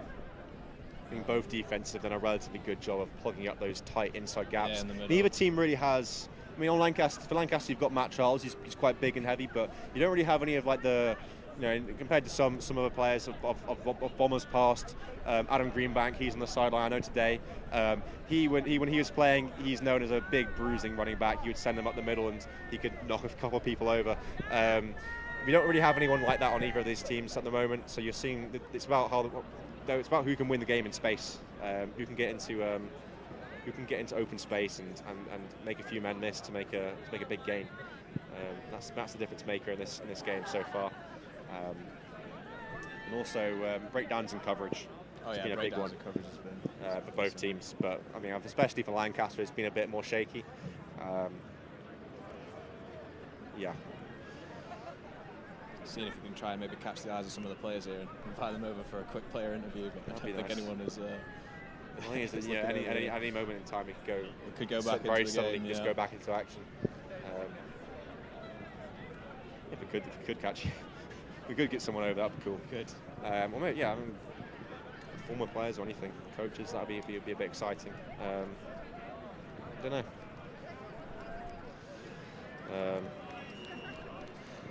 So number 97 is now stood up. They've managed to get him up. Rayhan Aina, not Ezra Ira.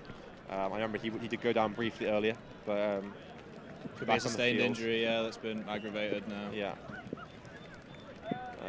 Hopefully nothing too serious, but he might be out for the game. Yeah. If he's been on the ground for that long, it could be quite serious, probably serious enough that he might be kept out for the rest of the game. I mean, every one of these coaches, medical staff, refs have a duty to protect the players, right? And that's Absolutely. what they'll be doing here. So they're just making sure that he is okay to be moved first and foremost.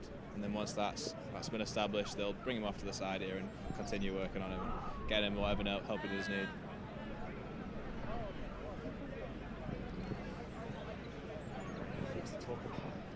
What's your expectation for the second half score? My expectation for the second half score? It's a tough one. I mean, I think early in the first half I would have had a more definitive answer for you, but it's gotten quite weird and wacky in the end of the first half. The second quarter has been back and forth as Rayhan starts to walk off, supported by the medics and his coaches. Clapped off quite rightly. Great performance so far. When he's walking away from the Lancaster sideline and towards the medical staff area where the first aid bags are, which is a clear indication. But yeah, Lancaster now takes the field. You're going to see David Liu taking the big nose position in the middle in his stead, I imagine. Yeah, we're about to get back underway, finally. They are going to have to wait for him to walk off the pitch yet. I think they've been a bit eager to get on where they are now.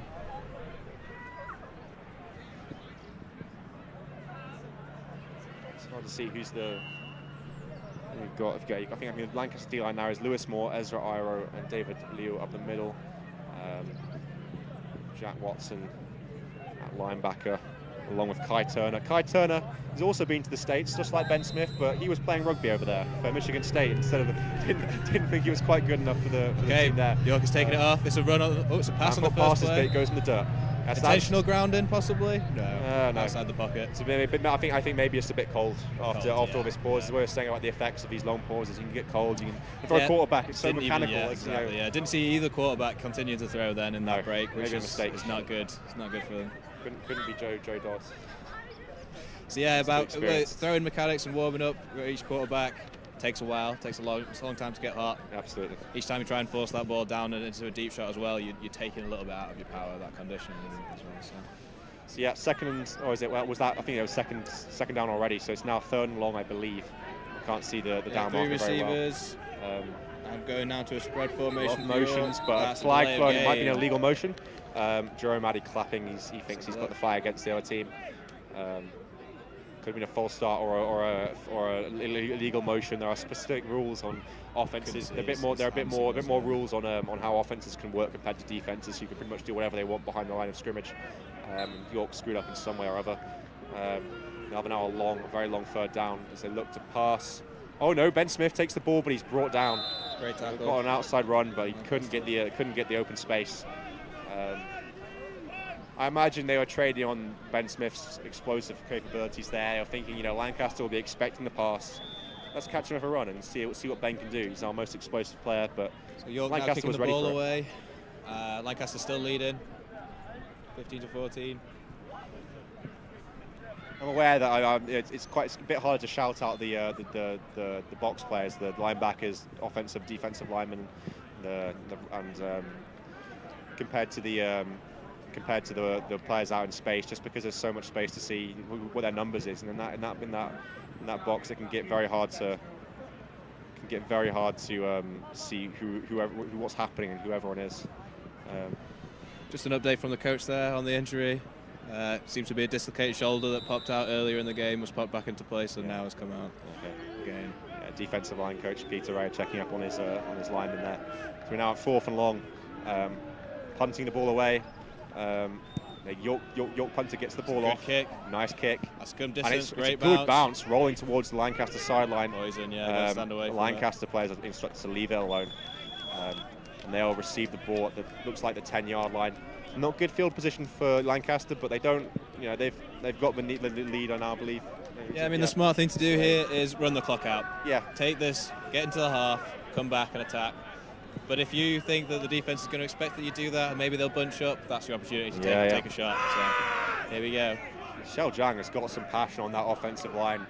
Yeah. We can see some excitement for a few different members there. I think Matthew angry. Chadwick also trying to make a wave to us over there, get our attention. I think he might be trying to do something here. Okay. Let's see what happens. Maybe a cut block.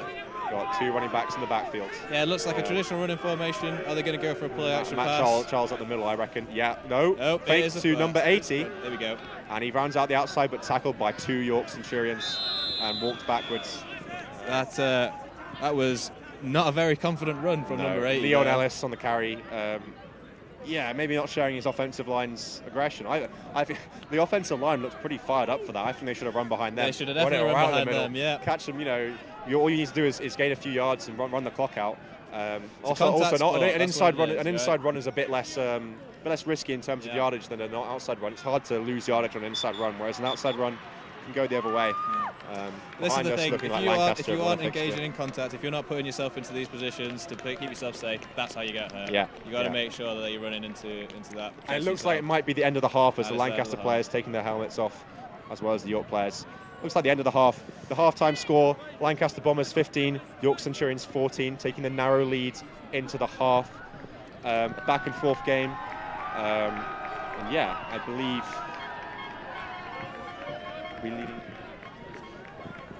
we will leave you there for the half.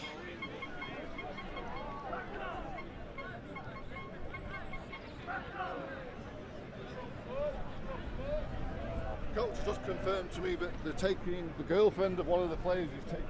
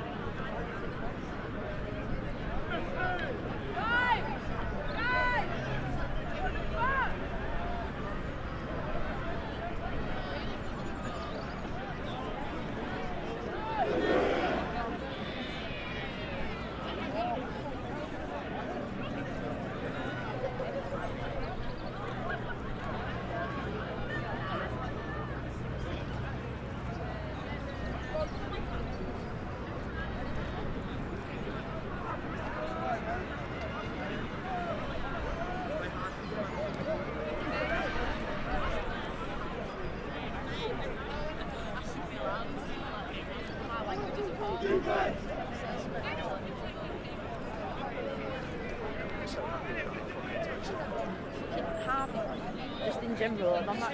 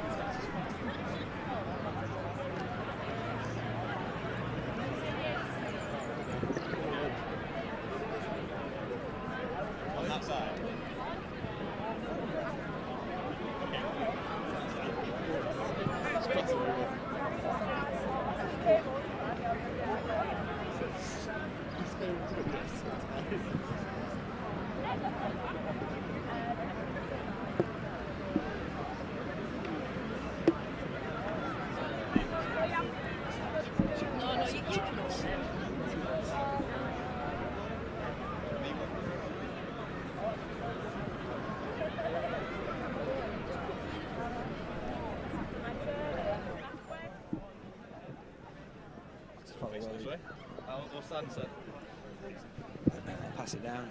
Are you going to quiz it? Are you going to ask us questions on that, Joe? Oh, yeah. It's fine. Don't make it too hard. Hi, is everyone, we're back on. Okay, so thanks for rejoining with us. We're here with a few of the Lancaster coaches. If you'd like to introduce who you are. Yeah, my name's Andy Morrow. I'm the offensive coordinator, but my nickname on the team is Rosie. Hi, I'm Sophie Day. I'm the running backs and fullbacks coach and assistant OC. Hi, I'm Chris Martin. I am offensive line coach. So thanks for joining with us. First thing I want to ask and just bring up, what a call.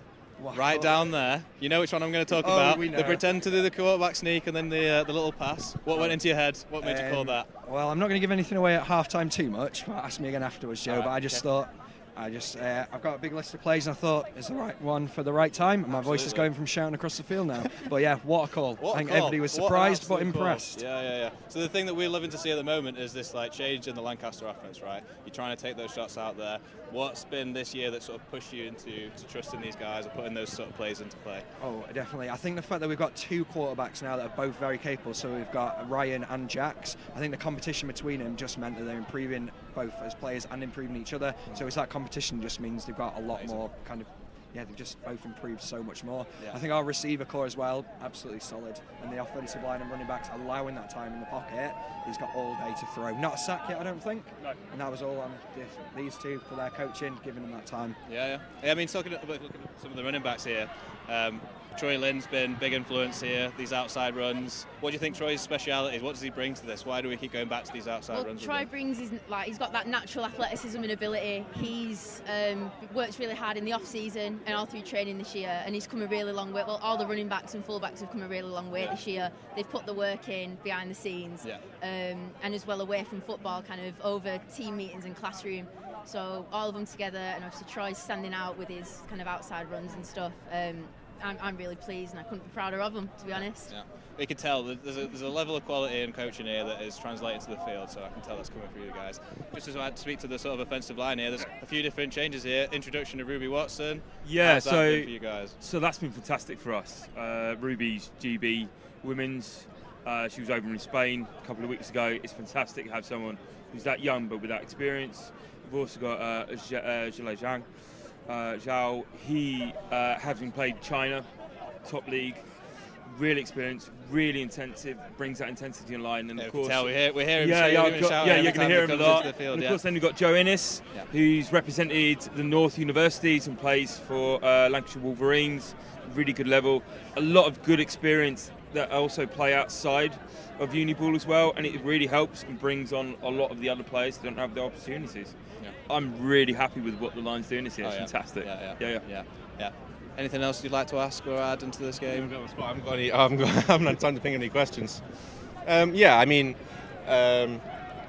I should have thought of some questions. I just ran over. I was going straight back from the toilet. What I would like to say is just thank you for coming over and speaking to us. It's a really exciting game. We will probably try and keep an engagement with you going, and I'm sure there might be a bit of discussion with York afterwards. But yeah, keep up the coaching. It's really good. Thank you for signing with us. Thank you. Shout out Girls of Gridiron as well. Yeah. Woo! Thank you very much. Cheers. That was the Lancaster coaches. I believe we might be speaking to the York coaches after the game. They declined to interview with us at the moment. So thank you. Stay with us, and we'll let you know when we're back on. Any York players? Nobody?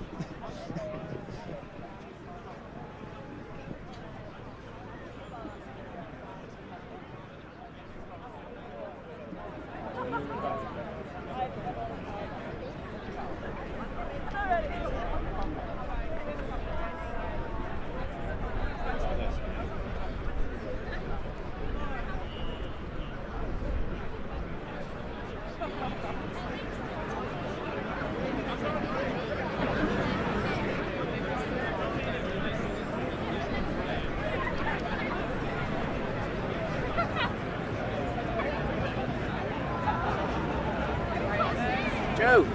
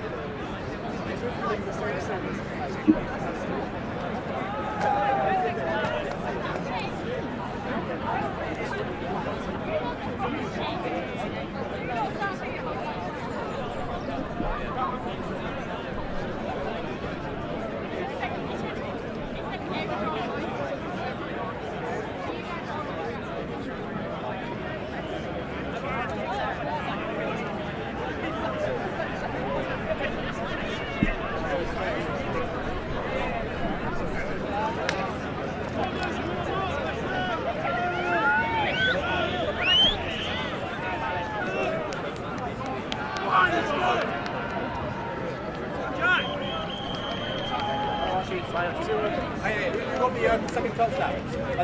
The receiver caught the fake touchdown. Oh, I don't know. I can't remember. Ask. Okay. Win the game. Please.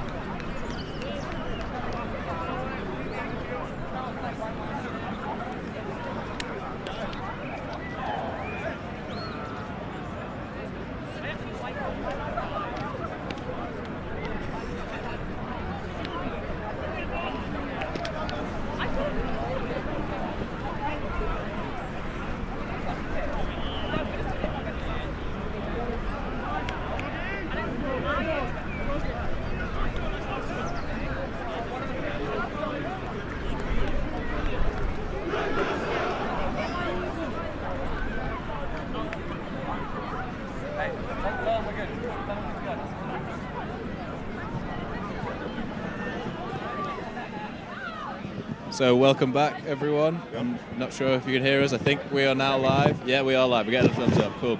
So the teams have finished warming up again. They're going to go back into their respective sidelines, start to get a little bit more hyped. Absolutely. Into this. You know, at the end of that first half, we had some people, some faces dropping, some hands on knees. The passion's going to be right back there for the third quarter. Wouldn't have been happening when we were at Lancaster. No, would never. Not with this fearless enforcer here and the hype man himself. We did do a lot of hill sprints. In the build-up to these the conditioning was unreal. Yeah. And I was always there getting the defense hyped. But here we see. So it's 15-14 to Lancaster. 15-14 to Lancaster. Let's go over let's recap the scoring. There's been a few twists and turns. It'll be useful for me as well to recap. York started the scoring with a big touchdown and then converted it with a 2-point conversion, making it 8-0. Lancaster responded with a pick six. Gary with the pick six intercepted and ran it into the end zone to make it 8-6. What a great play that was. That was incredible. And then Lancaster managed to tack on a field goal later, making it 9-8. York then responded with another touchdown on a broken coverage, making it 14-9. And then Lancaster then scoring a touchdown on a fake tush push. They faked like they were going to gathering in the middle. They faked like they were going to drive it right at the middle, and then had, I believe, Harvey Hope run out into space and catch a very nice pass from Ryan Want, and then they completed the. They did not get the 2-point conversion, keeping it at 15-14. We are expecting rain coming in soon. For those that do know the sport, that will change how this game will be played. So there's a grass pitch. When you have grass, bounces immediately to extend their lead. A huge play. Apparently the stream might have gone down. I apologise to anyone that could be watching. Has it been fixed now? It's been fixed. Okay. Well, let's just describe it for those that might not have seen. Was that a go route from Sam Taylor? He ran it right out to the corner. Initially, it makes it look like he's blocking. They've got this misdirection happening that we've talked about before. And he just managed to peel off that block. That defender leaves him open to try and stop the run game. Yeah. Then the ball gets thrown over the top. It looks like they're going for 2 to make a 9-point lead. They're currently on a 7-point lead. So they line up very quick. and snap the ball fast. It's a pass. Ryan Want goes for number 13, Danny Mabon, and he converts it for the 2-point conversion. Lancaster with a 9-point lead, 23-14. Incredible start for the Bombers, and they are fired up. That's a huge advantage for the Lancaster defense as well. Now they know they've got a solid lead to protect. They can wear on you as a defensive player when your defensive edge is so your edge in the scoring is so thin. When you know that you've got more than a 1-score margin, you can play a bit looser and freer. I mean, what we said there, literally you asked me how, what do we need teams need to work on? It was sort of protecting that deep shot, that over the top, which the Yorks failed to do. But it does look to me that the adjustment York has made is trying to seal the outside, not allowing that run. They expected Lancaster to come out and run. Lancaster pretend that, they show that. The O-line were leaning forward a lot. And then they actually end up throwing it over the top. 2 back-to-back passing plays, that's great. Trickery interception, Lancaster's trademark. Shifty. Long but long of the Bombers throwing some bombs. And now number 19, Havey Morgan, lines up to take the kick, and he onside kicks it again.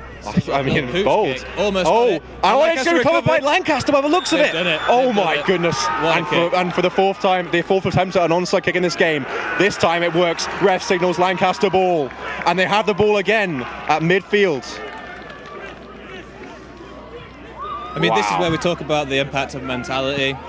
We see York's gone down a little bit, maybe heads have dropped. Now, if we look across the field, lots of people with hands on hips, lots of stationary players not moving. And I want to point out that whenever the offense stays on the field for a long time, the defense and the offense are staying out there for the exact same number of plays. But it is the defense that drops their head in those situations because of the flow of the game. Really don't look like they're engaged with this. They're just sort of stood there. You need to fire back up after that's happened. You need to remotivate. This is where the captains. You'd expect people like Archie Baines to maybe be Ben Unsworth to be hyping their boys up. But it's suspiciously quiet on the York. Coming out very quick now. They're looking confident. They look like they're going to try and score. And it's handed off. No, kept by. It's handed off to number 80. That's running through the contact.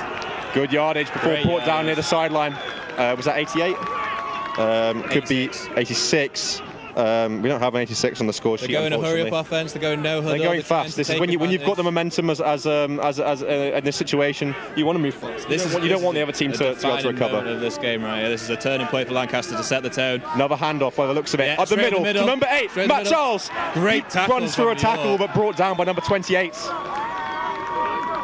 He was number 28 with the tackle there. It was a good low tackle, but he did get run over. Matt Charles, the big lad, when he gets moving, hard to bring down a man like that. Lancaster's going again. It's another handoff. No, it's a pass. And overthrown. Overthrown. Too excited there. Too excited. Takes a hit as well. Play on that Matt Charles play. Sorry, Karen. So trying to get the ball off there, took a hit. I think that's why he tried to release it a bit quicker, put too much on it. Overthrew the bar. I'm getting excited a bit too. We're talking over each other. As we said, a defining moment. That Matt Charles run got us the first down. We're now on 2nd and 10. Second and 10, just outside of the range of the goal. So they're in the red zone. This is where it gets difficult to move the ball. 13 yards it's much away. Easier to defend from the Yorks' perspective. Lancaster moving quick. Here we go. One under centre. It's not one high. Quarterback's made an incorrect read there. And it's handed off up the middle. A small gain. A couple yards. It's really important that we define our coverage there. The quarterback's called out. He sees one man deep. He expects it to be a one high coverage, but you have your cornerbacks outside showing some form of his own coverage as well. That's where we've got to make sure that he doesn't set the receivers on the wrong routes. Lancaster now taking a second. They've tried that fast tempo. Now taking a second to reassess their plan. They don't want to waste this opportunity. As dominant as Lancaster feel right now, things can change in a second. The ball is kept. Handed off. Up the middle to Matt Charles. He's breaking tackles. He breaks a couple tackles and gets between 1 yard, just 1 yard away from the end zone, just barely short. But that should be a first down. That should be a first down and a 1st and goal. Yes, it is indeed. Colourful language coming from the York team there. Apologies if anyone else could hear that on the stream. Apologies for that. Yes. And Lancaster have a huge opportunity now. 4 attempts to move the ball just about 1 or 2 yards. And they're going to push it right in, push, big push, flag on the play, flag on the play. The defensive line are able to get set there before the snap. Trying to maybe move a little bit too fast there. a lot of players on the ground, and that's what happens in those kinds of plays. It's a bit dangerous. A lot of people can get trapped with limbs. See Ruby Watts in the middle of her GB women's helmet on, big white helmet. We've got offensive lineman calling for a substitution here. And it looks like that my penalty might be on Lancaster, which is a bit frustrating for them. And you're 1 yard away. It feels like almost a sure thing you're going to get punched in when you've now been sent back a few yards. Even if they do go scoreless on this drive, though, they've taken some time off the clock, right? Absolutely. They're holding on, they're getting tackled inbound, which means the clock is running. Score currently 23-14. Take the hand off. Hand up in the middle. Matt Charles up the middle. He's driving, but getting pushed back. Great stop from York there at the goal line. Yeah, the York box players. They kept it. Getting in there and putting some contact in. And that starts off by getting the contain from those outside players and forcing the run up the middle. Straight to where their biggest guys are, their best tacklers are going to be. That's some decent yardage, based on the spot. Lancaster now only 3 yards away. It's a second down, because that first down, that penalty didn't take up a down, just moved them back. So now second down. And the rain is beginning to start. This is where we might see. Where this run game becomes even ever more important, because the pass, it's harder to throw passes with wet ball. Well, they've used the dry period to get that pass game working. Have they done enough? Here we go. The snap. And it's handed up. No, kept by Ryan Watts. He's got one man to beat. He's stopped short by the York Centurions. Huge gang tackle. The York player put just enough contact into Ryan Watts to let his teammates catch up and stop the ball, but they're just short now on third down. Yep, so that's York number 33, Dan Barker. Great tackle there. Great job. He did not shy away from that contact. He made sure he sealed number 7 Lancaster out of the field, who's now taking a rep off. He is hurt by that hit. Yeah, that's a starting quarterback as well. That's an excellent job by Barker. When you're in those situations, the goal line is right behind you. That can be a tense situation. He did not let his head drop. New QB now, Jack Taylor. Hands the ball off to, I believe, Matt Charles. He's dove forwards, but I don't think he's not made the yards. It's now fourth down and just short. I would expect to see either this QB sneak coming in now or the fake QB sneak with that little pass that we've had. Yes. We see Jack Taylor walking over to Andy Morrow there, the coordinator. Plays in. Apologies if you can hear the spectators' colourful language. Lancaster look like they're going to push it in, but they have faked it before. They are pushing. They are driving. It's a absolute brawl. It looks like Lancaster. Let's see what the referees call for. It's a touchdown. It's a touchdown! Lancaster take the 3-score lead. And that came down to the final down. What a drive. What tenacity. That was an absolute brawl. Absolute brawl in the middle. So with that score, we're taking up to 29-14, I believe. 29-14. No, 30-14, I believe. Was it? No, you're quite right. Quite right. Because it was 23. So 23-14 previously. It's a touchdown. 29-14. They now have the opportunity to convert for either 1 or 2 points. Let's see what they do here. I'm not sure what team they've brought out. It looks like they are going for the field goal. But a flag. It looks like it might be a delay of game. So it looks like a wildcat quarterback might have come in here. Both Jax Taylor and Ryan Wan are not in the game for Lancaster. So what we would do here is this would bring in someone that might be a bit of a better runner. Yeah. Come in to try and punch the ball in. They're going for the kick, but Lancaster not beyond trickery. So let's see what happens. If this goes through, it would make it 30. It is. Looks like a kick. Yeah, that's a great Ball kick. goes right through the uprights. It is 30-14. Lancaster. The start in this third quarter have absolutely dominated, building up a huge lead. That's a big 2-score lead now. 16-point lead. That means that York now have to have two touchdowns, followed by two two-point conversions to tie the game. Not even to overcome, but tie the game. And then doesn't count out Lancaster putting another score on the board. So Lancaster, where previously from where at half-time, this was a close matchup. Lancaster putting their flag on top of the hill, staking a claim to this game, saying this is our house. Let's see how York responds. York out there. You cannot rule York out. There. The momentum has changed in this game so many times. Yeah. But they've got a mountain to climb now. Well, that's it. They've put their backs against the wall, and that's how do they respond? Yeah, we know that they can be throwing it deep. They know they've got those. I would say that this too is a defining moment. I personally would not onside kick it here, but we don't know what's going to happen. I think at this point you would say, not try and. It's another onside kick again, and this time. Recovered by York and run out of bounds. York should have allowed that ball to go out of bounds and get the penalty on Lancaster there. Yeah, maybe. Yeah, so that's a football IQ problem there, maybe. But again, you are playing Div 2 football. This is what happens. The urge. I mean, it's understandable urge number 11 there. You see the ball. You want to get. Okay, let's get this ball before it runs away from me. It's understandable urge. But now Lancaster, they don't have the ball, but that onside kick has actually not worked out too badly for them because they've still got some okay field position. York looking like they're about maybe on the 25 or the 30. As the Lancaster defense comes out for the first time really in the second half, you know, and the York offense. Fanthorpe in the shotgun. He drops back to pass. He screen passes it, but it's low. Again, same problem as last time. A bit cold. Number 10 from Lancaster. Number 94. Yeah, Jack Watson, number 94. He was right there. Number 10. Number 10 is Lewis Moore, the defensive end. Yeah, they were. Looks like the Lancaster defense is a little bit more ready for things than the York offense.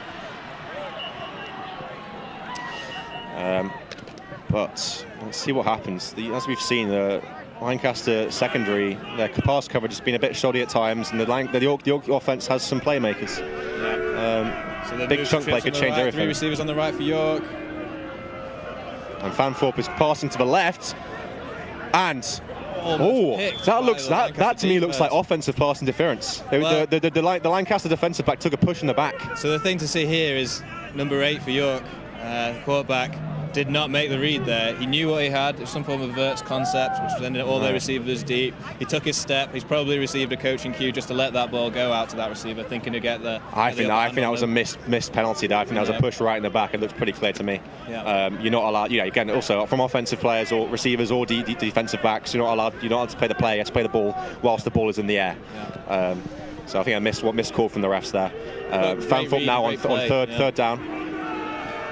And he's got the ball, he's scrambling around, but he finds the edge, and he's running for good yards. Forced out of bounds by I believe that was number 80. No, not a number, it can't be number 80. I think it was Sam McDonald, the cornerback. You have to number start 90. taking shots on the quarterback in that situation. Yeah. He kept in bounds, which means that you are allowed to tackle him. That's a first down. That's a first down. That was a missed opportunity there where Fanthorpe was scrambling in the backfield. He had about 3 or 4 Lancaster players right in front of him with no protection. And we did say earlier, you know, he's got some legs, Fanthorpe. He surprisingly managed to get into some space there, but I think that's a bit poor from the Lancaster players. Getting pressure is one thing, but you've got to finish the job as a defensive lineman or linebacker. They've got a fresh set of downs now. Fanthorpe passing again. He's looking over the middle for Ben Smith. Ben Smith makes the catch. He's running to the corner. It's going to be a touchdown. 30-20 is the score, and just like that, York are back in the game. The Centurions are back in the game, just like that. That was how they scored with Ben before. They've gone back to the same play that worked before. Looked like a slant or a post. Yeah, that's exactly what you ran in the first time. Yeah, right. Just a few steps ahead, and then diagonal route across the field. He's an athlete. He knows ball. He's got experience in America. He's got experience in Europe. He's got experience with the Titans. That guy is, he's played a few years for Centurions as well. He knows what he's doing, and he's an athlete. And if you let him get open like that, he is going to make you pay. So that will be 30 to 20. Lancaster and 20 to York. Yes. And now we have the conversion. I would expect a 2-point conversion, because then they would get it within a 1-score game. And yes, it does indeed look like they are setting up for the 2-point conversion. Let's see what they pull here. They've got a bit more of a. They got Ben Smith motioning across. Could be jet sweep. No, they're not jet sweep. They hand it off. They're running to the left. Fanthorpe keeping, but looks. And he's brought down short.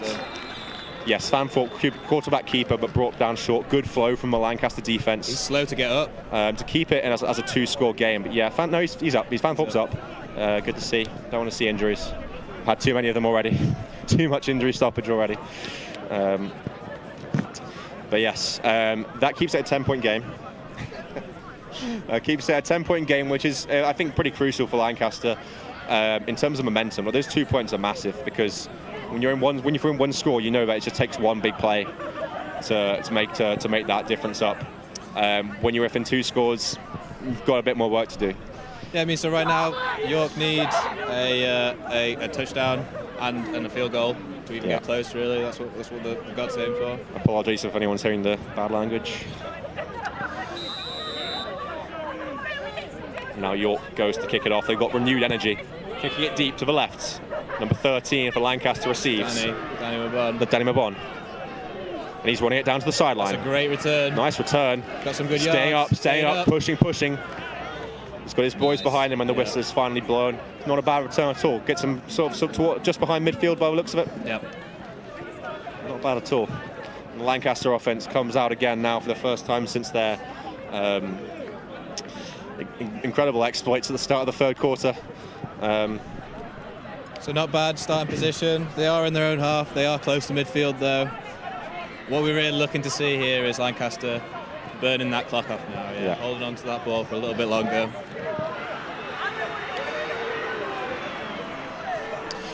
Lancaster lines up.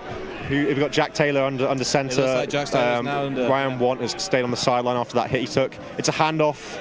No, he's kept the ball. He's passing to AB, but the ball was either battered away. Yeah, I think that was good pass protection there. Was it number 24 or number 20? Looks like number 20, judging by the celebrations from the York players. But yeah, look, the pass out to AB. He's yet to pull it in. Yet to pull it in. He's waiting for the ball. I believe on the 2-point conversion attempt earlier, the one that did not go in, he made a catch but was stopped short. He's yet to have that big completion. He had an opportunity earlier. I know he won't be satisfied with that. Yeah, I mean, when you got the defender on you like that, you have to attack the ball. Yeah. If it's coming towards you, you have to attack the ball to make sure you get the completion. He's a big player. He's played at Chester Romans as well. It's just like Jack Watson, as Jack Taylor hands the ball off by the looks of it. It's a big mess. It's a run up the middle. That's a great push. Big push from a Lancaster D-line. Hold on. Good yardage. That sort of saves this drive for them, because if you don't get, I think pretty much all the yardage came on the push there, and they get the first down. It's the first down. Nice job. It didn't look like much at first, but I think that finishing the job aspect of it is an underrated part of defense or offense. People forget that you can make a lot of yards after contact. Yeah, I know AB is going to be looking for that big completion at some point, so watch him. He's a big, tall, number 85, tight the receiver, playing receiver, yeah. And this one is a pass. Jack Taylor looks right for 84. He reels in the catch. Great catch. Nice catch and a few yards. That is 84. Jack Dunn with his first completion of the day, I believe. First down. And a first down. Yes. Lancaster offense moving the ball. Great job for Jack to keep his composure there. I almost thought he overthrew it by the direction of the ball, but managed to find him on time as well. Absolutely. That was a nice pass. Nice route combination there. Lancaster offense is saying to the defense, don't worry guys, we got your back. We got your back. And the thing is, even if they don't score, they're running time off the clock for every first down they get. This is a handoff. Yes. Running it right to the right. And he makes some good yards. Well, a small gain for number 86 there. Running outside. If you don't start to turn up the field and run vertically, if you run in horizontal, you might have ran there 15, 20, 25 yards in total, but you've only made 5-yard gain. A 5-yard gain. I think the Bombers will take that at this point. They want nice little bits and chunks to keep the clock running, keep the ball moving. Then they want to punch in at the end and build this into a 3-score lead again. That's where your subs really come into play. You need to be able to keep fresh legs if you're going to be sending them on longer runs like that. I think you have seen them change players, change the running targets. I mean, there's less Troy Lane in this half. It's another run. Another big gain. He finds the right lane out the middle and takes a big hit from number 20. Callum McDonald from York. But 86. Oh, it's such a shame we don't have an 86 on our I don't have a number 86 on my team sheet, which is disappointing because I want to know who that is. Great run. What a run. He found a big hole at the middle. Looked like a sort of a counter play, I think, from Lancaster there. It took a second to develop. He found that guy. I think there's pulling line that moved across. Found the hole, ran up the middle. Play. He took a big hit there, so he's taking a wrap off. It'd be nice if we could get someone to ask Lancaster who 86 is, because I want to know. I want to shout him out. But now, Lancaster in the red zone, 1st and goal, 5 yards to go. Let's see what they do. It's a pass out to the right. Sam Taylor. He's running inside, but he's swarmed by the York Centurions. I don't think that's much of a gain at all. Just took too many seconds to sort of go upfield there. Caught the ball. A little bit of a pause. Rabbit in the headlights moment there as he was surrounded by Centurions. Good job on the defense there. Good job to get the ball out as well. Jack Taylor's taking another hit. Sam Taylor shaking his head. He wants more than that. He wanted that touchdown. Lancaster breaks the huddle. Here they come. Let's see what they can do. 2nd and short here. 2nd and goal. Lyman reading run. It is indeed a handoff to Troy Lynn out the outside. He's got Archie Baines to beat. He's pushing through, but brought down by both 98 and Archie Baines, who's 98. Is that Ben Unsworth? No, it's not Ben Unsworth. Who's that? Connor Green. Connor Greenlaw. Connor Greenlaw. I think his name is Connor Greenlaw. Defensive lineman, big guy, one of the bigger defensive linemen. Looks like the tallest defensive lineman that York have. Running there to give Archie Baines a bit of a hand. Looked like he was. That's what you love to see. Archie Baines stopped. Couldn't quite stop. I think when Troy Lynn is so low, it's hard to get good purchase. The leverage is and he's stronger than he looks. But he had some help from his D lineman there, Archie Baines. He made the job happen. Third down. It drops back to pass. Jack Taylor, he's looking for a run. He's found a gap. He's tackled short. No, it's a touchdown. Jack Taylor rushes it in for the touchdown. Number 6, Jack Taylor. And it is a 3-score game for the Lancaster Bombers. No, is it? Off the 2-point? It's 16-point lead, so it's 2 scores still. It's 36 now. It's a 2-score lead. 2-score lead, and then Lancaster are going to look to make it a 3-score lead. Well, interesting to see if I think they're going to go for a 2-pointer. That's been their prerogative all day. I think this is probably the highest scoring Roses in a long time. Yeah, usually these are pretty low-scoring defensive affairs with exciting single or 2 or 3 touchdowns per team. And they're going to go for the kick to make this a 3-score game. They only need the extra point to get that. And they do kick it indeed up through the uprights. The score is 31 to 14. No, 31 to 20. Sorry. It's 37. Sorry, 37 to 20. Yes. 37 to 20. It's hard to keep track. There's so much scoring. I've not experienced this in a long time from a Roses match. Wow. I say we should say we haven't experienced this in a Roses match in a long time. 37 to 20, and that's now a 3-score lead. That means that York have to. They need more than 3 scores. Sorry, they would need at least 3 scores to actually make up the points. A couple touchdowns and a field goal.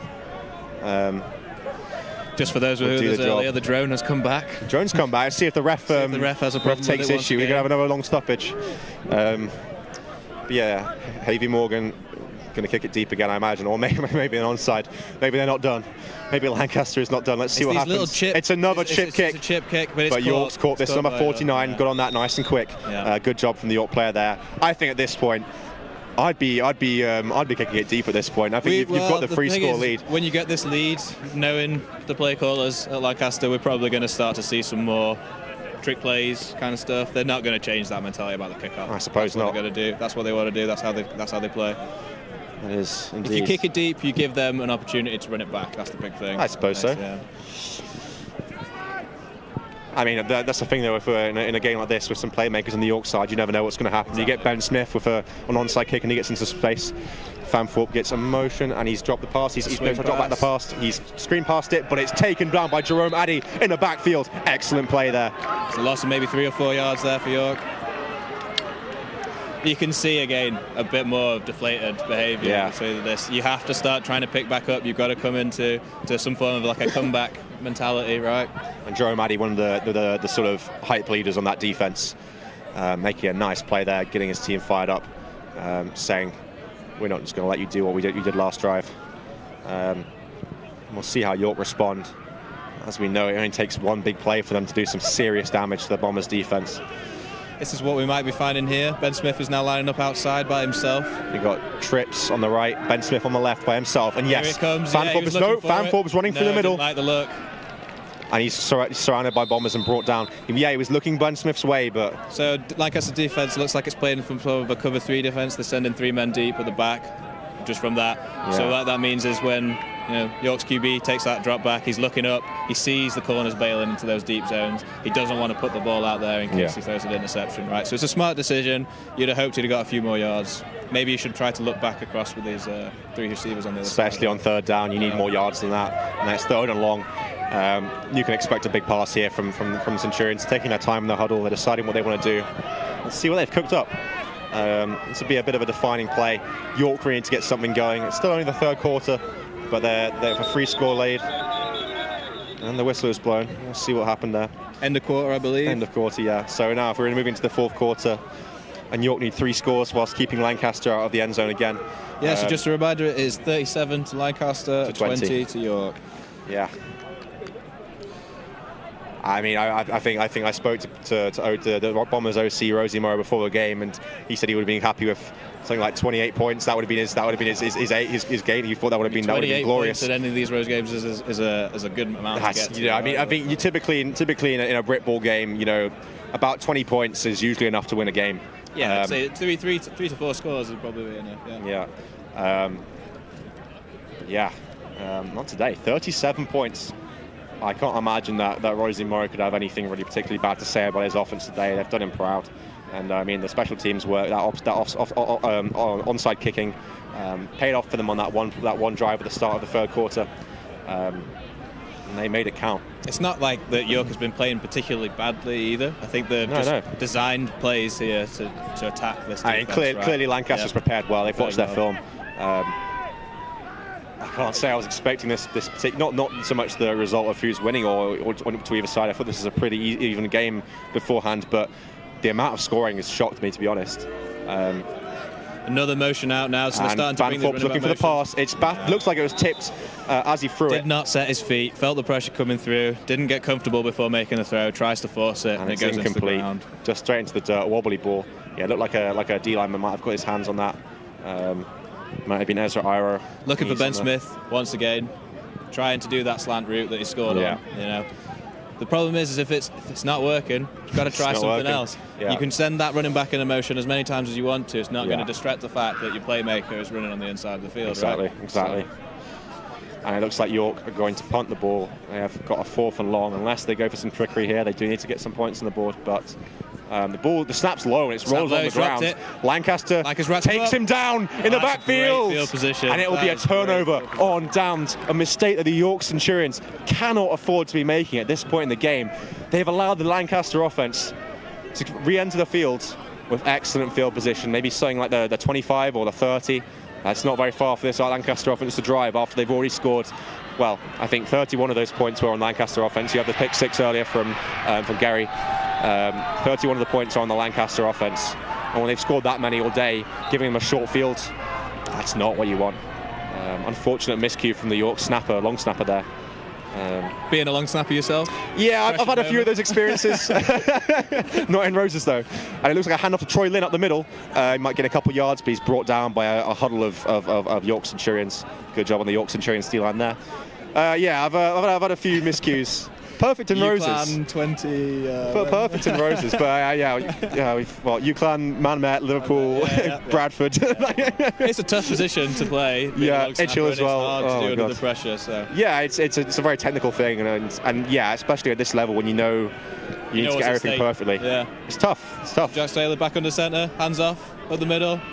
This is the type of game, or the game style that we talked about, where they're trying to run the clock out. Yeah, trying to take up as much time as keep the ball down. Centurions know that. You know, you can see them. You can see them expecting the inside run, and they're responding with vigor. But it's the 4th quarter. You're down by 17. You need to try and strip this ball out. Right? You need to send people through. They should be trying to punch the ball carriers' arms, things like that. Get that, knock it free, knock it loose, get a recovery. Well, that's the thing. I mean, the Centurions are stopping these balls, but I don't think the Lancaster offense particularly cares that much. No. They want to move a little bit forwards and then maybe kick a field goal. They'd be happy with that, I'm sure. They're well in range of the goal. They're only 20 yards out. And it's a pass to the right, but it hits the ground. Yeah. It could have been a nice completion if it was a little bit higher, but 84 for the Centurions was all over that. Does seem like they're sending pressure York now, so that might have made the quarterback rush his throw a little bit. I mean, that's what I would do if I was a defense in this situation. I'd start sending pressure, right? Absolutely. Especially as we approach in this red zone. You don't have as much ground to cover. You can afford to send the person out there. You've got to put your chips on the table. Exactly. Go all in a couple of times. Yep, so send some rushers, send some additional linebackers to try and put pressure on that quarterback. You have a couple of shock hit, a couple of blitzing players you don't expect run into a quarterback and knock him out of the game or make him drop the ball. It's a big difference. Another pass. He's dropping back to pass, Jack Taylor, and he overthrows AB there. AB will not be happy about that. 84 and 85 had a bit of a clash there and slowed them down in the routes. Didn't get it out quick enough. The ball, I think, was in the right place. Okay. Yeah, so Jack Taylor unable to punch the ball in there, but he only had one throw attempt there. It's now 4th down, and it looks like they're going to go for the kick. I would expect they would go for the field goal kick here. It's been working so far. It's a little bit further out now. You know, they've had one field goal set already, field goal successful already, and an extra point, I believe. Oh, in fact, I think it's just a turnover on down. Sorry. Was it? Yes. Oh, indeed. Yeah. Sorry, my bad. This is the Lancaster defense out there. Yeah, I guess they were happy to run the clock next time. Fanthorpe needs to get something going now. We've got a blitzer up the middle. He gets the ball out. Oh, it's fumbled. Very wobbly ball. This is what we talk about again. Tipped again. Pressure. Instead of taking that time to get your feet set and making a nice throw, just try to rush his process and get the ball out. Ball. I think York number 12 almost got his hands on that ball, but I'm not sure to what extent you can blame him. That was York number 12 is Brendan Ellis, who we have seen get a few targets out there. He's usually the single side receiver by himself there, and trying to take those deeper routes and things like that. And you looked like you had, I think at number 95, I think Kai Turner blitzed up the middle. I believe it was Kai Turner. He's blitzing up again, and yes, the pressure is just there. Yeah. That was a complete catch this time, but number 99, Gary, brings him down immediately after the catch. It's a good catch for the Centurions, but they need more at this point in time. And Bombers quite happy to just make the tackle and let the clock run off from these short gains.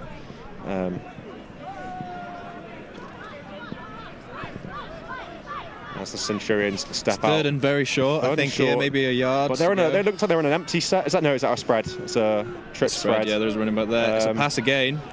Indeed, passing it. Oh, 94. Jack Watson's in there for the sack. Jack Watson, the long-time bomber. Little tap on the heart and soul of this team, gets the sack.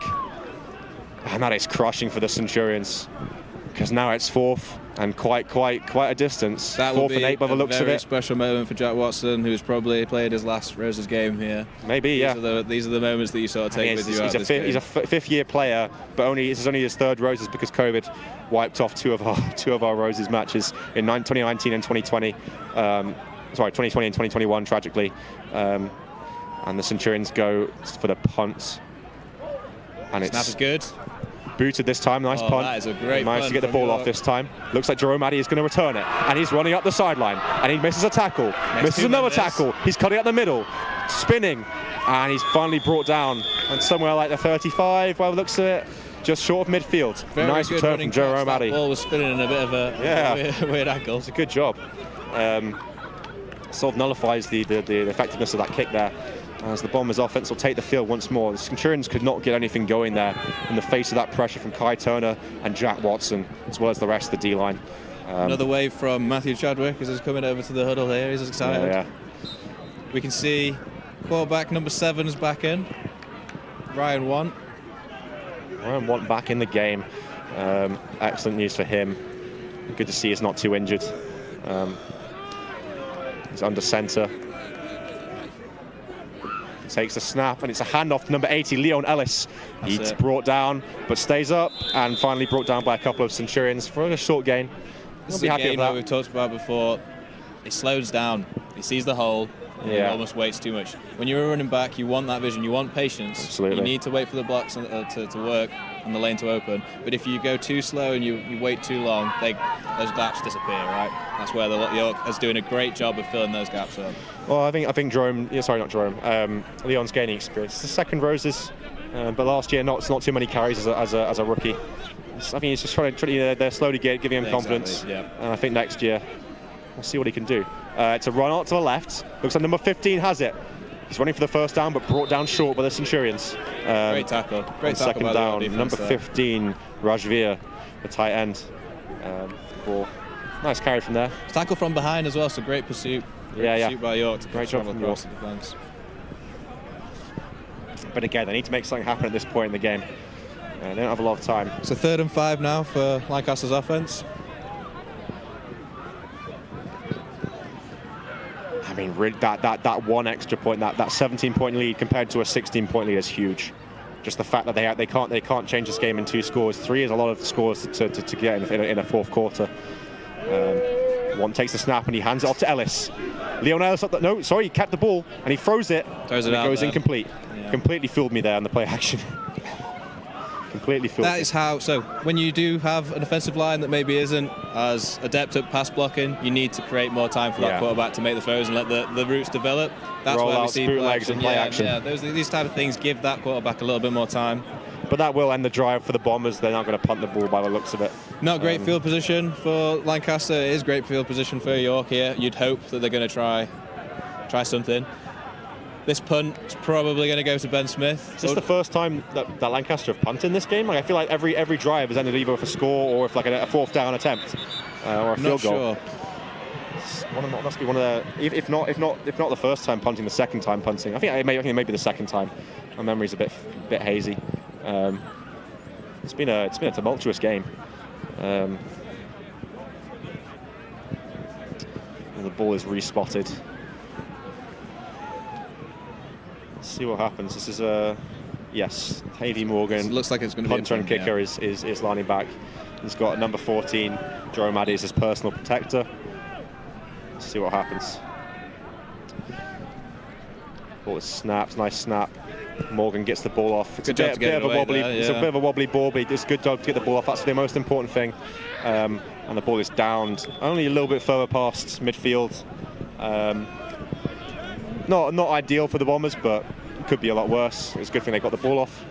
You don't want to make it easy for the Centurions, but as we know, they've had some explosive plays. Though it's been a while. It's only been one in the second half. They're going to need something. They're going to start needing one of these. We're getting to crunch time here. We're getting to crunch time in this game. Just consistent effort though has been, from both sides here. That's what you like to see, even when there is a big scoring differential. We talked about people's heads dropping. This doesn't seem to be making too much of an impact here. York is still really trying to get this ball down the field. They're going to go with the pass. He passes it out wide and he finds his man. He's broken. He missed a tackle and then was finally brought down after a couple of yards. Nice game for the Centurions there. I think that was number 11 who caught the ball there. Ethan Francis for York. There's a flag on the field. It might have been a late hit on Fanthorpe. He got up a bit. Yeah, he's wobbly. walking a bit funny out of that. If so, that'll be some yards for the Centurions. I didn't see. Oh, well, my eyes were following the ball. It could be a lot of things, but that's a guess. Late hit. There's rules on when you can hit the quarterback after he's gotten the ball off. If he's still got the ball, he's fair game. And if you're very, very close to him when he lets go of the ball, you can get a hit on him. If you run on him after he's got that ball off and you have the chance to stop and you don't, you can get penalised for it. And it looks like that's what's happened to Lancaster, I would guess, as they are being moved back. It's good for the Centurions. They need to score fast. And now looking like they're on the 30-yard line. More or less. Coach Swimmers were calling in some adjustments there from the sideline after that penalty. Lancaster running a no-huddle defence. I think it should be a first down. Yes to York. Lancaster rearranging themselves. Vastly improved their chances of scoring here. York on the 32. They've got a motion. They snap the ball. It's low. Looking for the pass. He's rolling out to the right. And he finds number 11. Oh, it's dropped. Incomplete. Second and 10. Little bit of a drop of the snap. I think it was low, hit the ground, it was low. which meant that he wasn't as quick getting outside of that pocket there, which he needed to do to make the throw. Yeah, but it was there. It was there. And, I think that would have been a good 6 or 7 yards, and if he was able to dodge a couple tackles, a bit more maybe. Which is what we're seeing these York players do when they actually when you get a York player in space. And then Fanthorpe was also looking to the right. He's got number 11 this time caught. Dodges number 90, breaks the tackle, running up the sideline, breaks another tackle, and finally brought out of bounds by Jerome Addy. So that's where we talk about using Ben Smith as a decoy, right? He came and ran over the top, which made Lancaster bail off really quickly, get deep, open up that space for number 11. Ethan Francis to get the ball and make once he got into space, he broke a couple of tackles. He could make him a couple of men miss. Still tackling at this level of the sport, it's not necessarily very good. So that's where the big things happen. York moving to the line with pace, looking for a motion by the looks of it. Trying to call for a motion, but the York player doesn't want to move. There we go. He goes to the snap. He's running it to the right. He's keeping it himself. He's keeping it. Fanthorpe breaks a tackle. Great move. Running through a man. It's a big gain.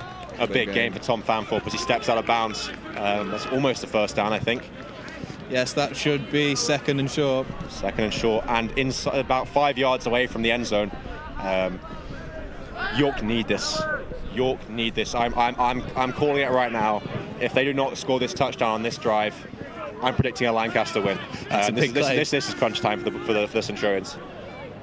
And he's dropping back to pass. Pass over the middle. Ben Smith. It's too high. It's too high. Ben Smith was wide open in the end zone. Wide open. and that would have been a surefire A few shakes of his head there at the quarterback from Ben Smith. He's frustrated. Calling to his friends on the sideline, maybe, or maybe they were hecklers. I'm not sure.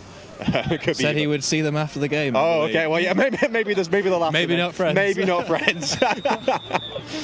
This is the behaviour that you don't really want to sort of see coming out of the games. You have to ignore the crowd, essentially. You know what this is. This is a home field advantage for Lancaster. Whistle dead. I believe Ben Smith, it might be his the helmet he wore in America. It's markings on the helmet I don't recognise. So it might have been his D3. So here we can see Lancaster's DC swimmers have called the team over. It's a big time. It's a crucial moment, right? Yeah. Yes, they are ahead. They're ahead by a lot. It would be difficult for York to come back, but you can't give up easy scores, right? No. That change in momentum, that change in confidence for that team. This is what I'm saying. I think it's also you've also got that moment of hope. If you can pick this ball off, stuff all the runs, something like that, you just stop this, whatever it takes, stop this ball from being scored.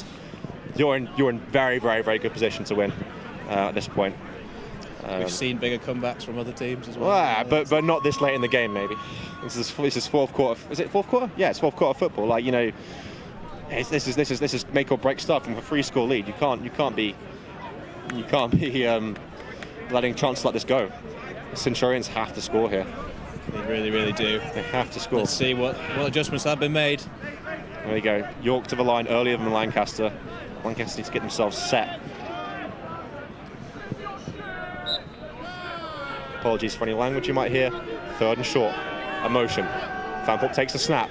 He's looking for the pass. He dumps it over the top to 12. Oh, and it's dropped. Or just slightly out of range. Slightly out of range. So you want to put it close to that line, right? You want to put it so only your receiver can catch it, but he's just put too much on the ball there and pushed it.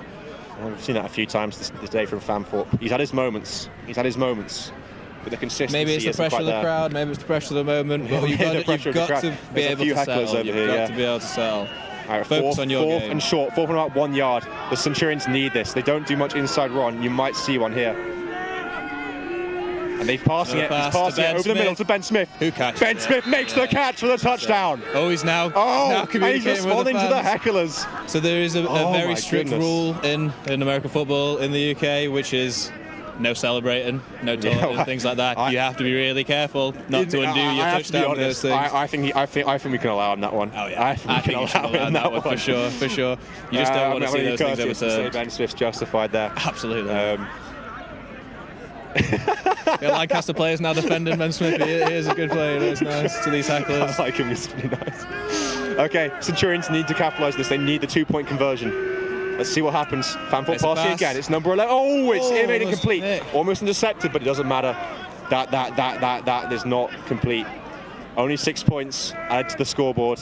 The Centurions, it's 26-37. That's 11 points. And it's now a 2-score game.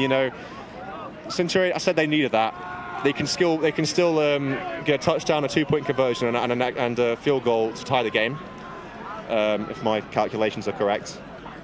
But they don't want to come out of here for a tie. 11-point game, yeah. Yeah, 11-point game. So an 8-point, touchdown plus conversion plus a field goal would get them a tie game. But I don't think the Centurions want to walk out of here for a tie. Yeah. I think they want the win. If I'm Lancaster's defense now, I need to be thinking there's two very clear receivers that get in the ball for York's offense. That's number 11 and Ben Smith.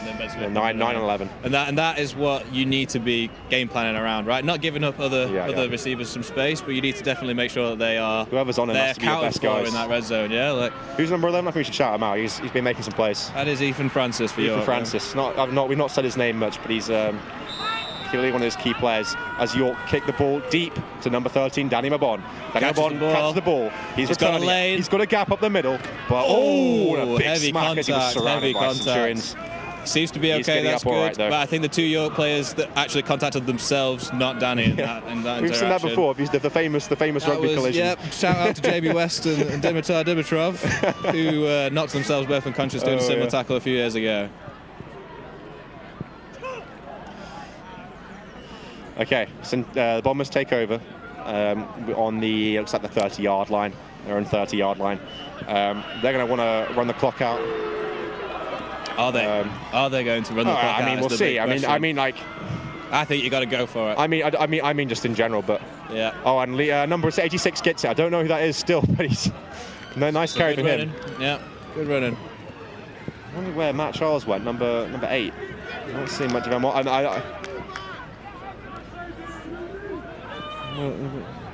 Someone please tell me who 86 is, because it's kind of important. Kind of a playmaker.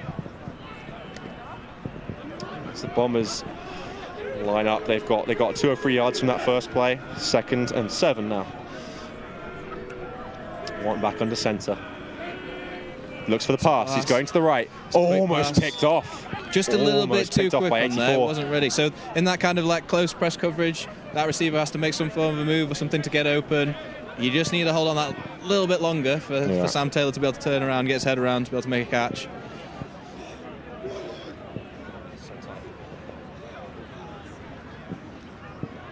Painful standing up there.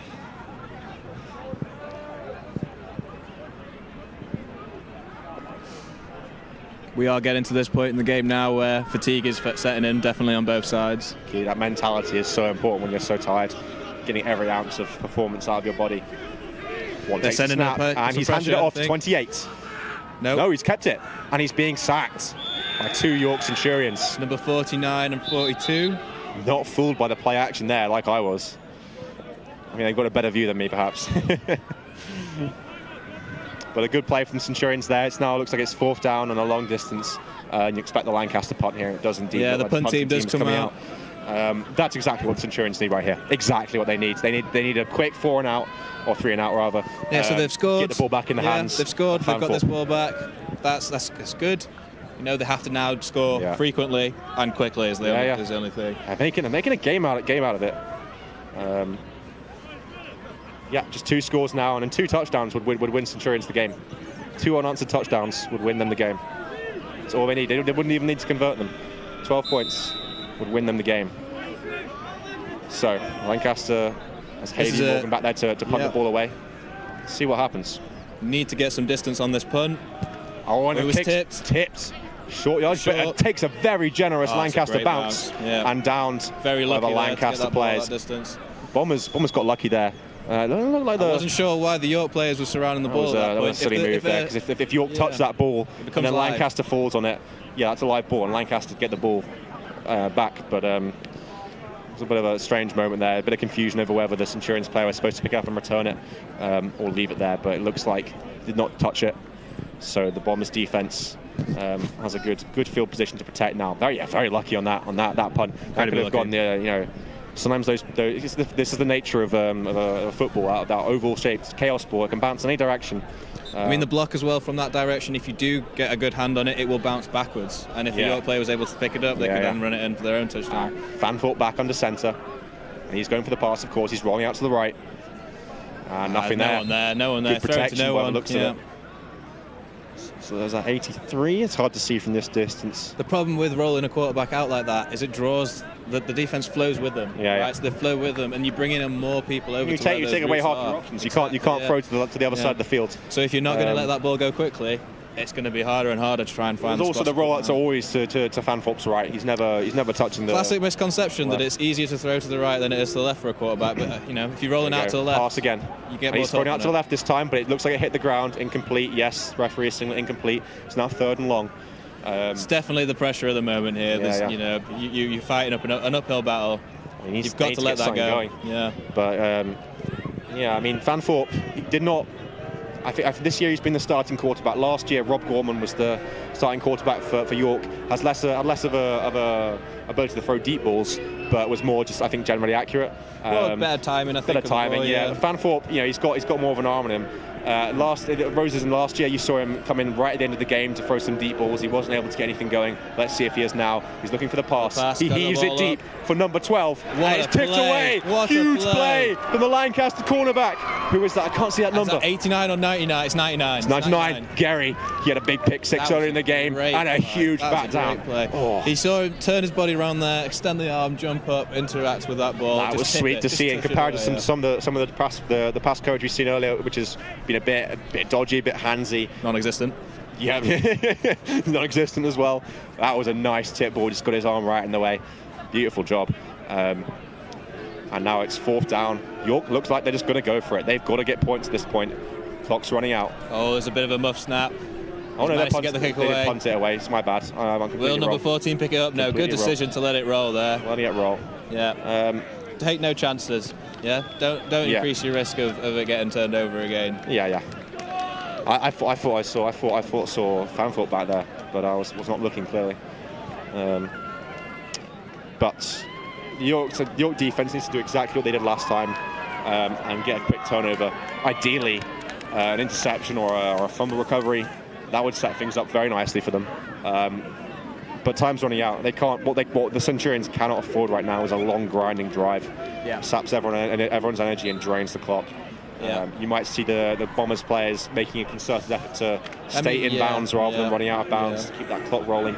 Again, an 11-point lead. Flat-footed. It seems like the energy is starting to seep out of this York defence at this moment. 37-6 as Lancaster begins their next drive. Round 1, time to centre. Takes the snap. And he hands off to Troy Lynn. He's running to the right. Oh, that's a and he's broken a tackle. Not quite. Was it 34? Hold on. No, 33. York number 33, Dan Barker Bainge. Makes a great tackle again. We saw him. Who was it? Number 33 from York there, Dan Barker. Yeah. We saw him make a great goal line stop earlier in the first half. It was Troy Lynn was close to breaking free, but Barker just held on there. Great play. And that was a loss of yards there. It's a nice tackle for loss from Dan Barker there, keeping York alive. As the Bombers break the huddle. Here we go. One right under centre. Hand off to Lynn. Up the more, and he's met by a York defensive lineman, number 98, Connor Greenall. Right there. That's exactly what York needed. They needed some juice. They needed a big hit. They needed to set the tone. Troy Lynn took that like a champ, but straight back up, straight back in the huddle. That's exactly how you need to go. Don't show any form of effect from that. Yeah, could hear that impact from over here. A slight loss of yards there from the Bombers. This is the problem when you run this sort of multiple simulated runners. You leave a lot of gaps. A lot of time for defensive linemen and linebackers to get into those gaps. Here we go. One takes the snap, and he's handed off again to number 8. Number 8, Matt Charles. And he's been brought down after a nice patient run-in. Well done. But is it enough? It's a timeout called. A timeout, yeah. I don't think it's enough for the first down, which means we're going to see the Lancaster punt team. Was that a timeout? I believe it might have been a timeout called. It would have been the Centurions if so. So York called the timeout there to stop the clock. Freeze the clock. Yeah. As they are about to receive the possession. Each quarter, by the way, is 12 minutes long at this level. I wonder if the running clock mercy rule got put into it. I'm not sure if it's to go up by it has to be bigger than that. I think it has to be. I mean, it was 3 scores, but it was like 3 scores by 1 point. Like 17 points is not enough. Just to reiterate, the score line is 37-26. Correct. In favour of Lancaster. As the punt goes off, wobbly ball. York saying let it go, and Lancaster let it bounce and then down the ball. York offense needs to come out and make some things happen right now. They need 2 scores. They need a touchdown, and then either a 2-point conversion, a field goal to make it a tie game, or a second touchdown if they want to win. That's what's on the cards right now, and they need to get them fast. If there's timeouts being called by now, that means there's not much time on the clock. They've kept themselves in the game. They've kept this game going. They've kept themselves alive. But they need to start pulling out the magic now. Fanthorpe takes the snap. He's passing. Lots of rushing to his left. Incomplete. No one's looking for it. Bit of a miscommunication there. Receivers weren't in the positions where the quarterback wanted to throw the ball. Looks like some nice coverage from Ewan Piper, the defensive back. So we've got Lancaster running a 33 stack sort of out of their box. Okay, so that means they've got 3 defensive linemen, 3 linebackers that sort of stood behind them. It gives you a versatile approach to fill in the gaps. It means you can send people to different gaps each time. What we saw there is Jack Watson, middle linebacker, coming through from behind. Maybe that added a bit of an effect to that timing for the quarterback to throw. Here we go. Lancaster's ready. York lineman a little bit late to the huddle, to the line. Sorry. Everyone's stopping. Let's see what's happening. That's a timeout called from Lancaster. Yeah, okay. You'll see York's timeouts will be called immediately after plays. Yes. Lancaster will call them right before the snap to sort of set the so they'll timing off. So the defensive coordinator swimmers there wants to have a look to see what the offense has come out and have a think about what he's seen on film, what plays they're likely to run, and then bring these guys over, call the timeout at that point, bring them over, tell them what to expect, right? Tell them what to try and look out for. He's got some experience swimmers. He's been DCing for the Bombers for a while. Well, the problem with this is you also give York that opportunity as well, right? Yeah. So they've come out, they think, okay, they're probably expecting this. Maybe then they put their own amendment and trick into it.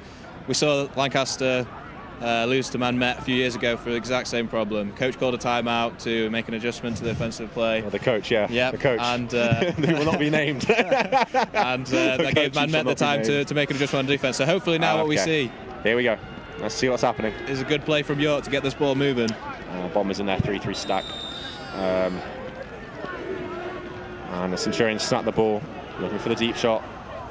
Fanfup on the run. He's going to run it. He's going to run it. Is he going to stay in bounds? Go out of bounds? And he's out of bounds. Forced out of bounds. Should have taken the step himself, really, there. But it's a first down. I respect the effort to get as much yardage as possible. But you are the starting quarterback. Don't want to get injured. It's more about the seconds, right? Every second for these guys is crucial right now. If it's going to be an 11-point difference, they need to recover. Yeah, every second counts. It looked like a nice gain. I think they got a first down on that play by the looks of it, unless the down markers haven't moved. We have a coach on the field here, which should be really flagged if he's going to keep talking to the ref in this kind of way. Lancaster needs to make sure that they stay in the coaching He's box. stepping off before things have gotten set, so narrowly avoiding trouble there. Lancaster really just stay disciplined right now. Fanfup drops back. He's rolling to his right. It looks like an empty. It's all passes. And he passes. Hit the ground, looking for number 18. Just hit a low pass. So when you're rolling one way and you try to throw back across yourself, you've got to have a level of core strength and ability. That is practice. It's an off-balance throw. It's really tough to make. Is that the sort of things that Yorker should be looking for right now? Probably not. You know where your outside space is. You know where your playmakers are. Oh, that was all the catch by the looks of it. I thought that hit the ground. That definitely hit the ground. I mean, I'm pretty certain that hit the ground. The refs have given York a break there. They've given about 9 yards, second and short. Summers again on the field. Yep, so get a bit frustrated by that. Living life dangerously over there. But alongside the ball boy, as the Centurions take the field. Needing a chunk play here, needing a big going play. Empty as well, no running back. This is clearly going to be a pass or a QB run. Yeah, empty means no running backs or receivers. So 5 receivers out there. Anything. He's stepping up to make a throw. And Fanfup is lucky. Now that was the right place. Pressure, that was the right but made the throw despite the pressure. Right in the hands of, was it number 18 by the looks of it? Yes. And just dropped. That should have been a catch. Number 18, Matt Hill. That should have been a catch. That should have been a catch. That was a good play. Crucial. Play and now they're on. Looks like third down. Must be third down. Third and short. What would you do? Third and short. What would you do in this situation? What do I do? I mean, I've never considered offensive play calling. I haven't even played Madden, so. You were supposed to say QB sneak. QB sneak. Right? Well, I mean, you need the yards. You need this third down, but at the same time, you're running out of time. Oh, they've moved back. Sorry, I've heard that. There must have been some sort of flag there. They've moved back 10 yards. It's now a very long way to go. That's no good. Fumble snap, recovers. Oh, and Fanfup's running to his left. He's looking for the pass. He finds number 12, and he makes the catch. Great catch. Just dragged out of bounds. Dragged out of bounds for the DB after a big gain. Brendan Ellis there making the catch and moving out into space. Was it number 99, Gary, making the tackle, preventing chaos, but good from the good. That's a good play from the Centurions. That's great. They've got their first down, and they've kept the clock moving. Yeah. Compared to a QB sneak, which would have kept the clock rolling. Here comes Stanford. They're not wasting any time. He's looking for the pass. He hauls it deep. Ben Smith's on the receiving end, and it goes through his hands. Can't make it. Just can't make the catch. Unable to make the catch there. He will not be happy about that. But he was under a lot of pressure. It wasn't the easiest ball. He's being heckled. He's dropped it again. Dropped it twice. Oh my goodness. The hecklers are loving that one. But I wouldn't count Ben Smith out. You know, last time he got heckled, he went and then scored a touchdown. So. It's fuel for the fire, right there. And Fanfup's on the run. He's not passing, he's running.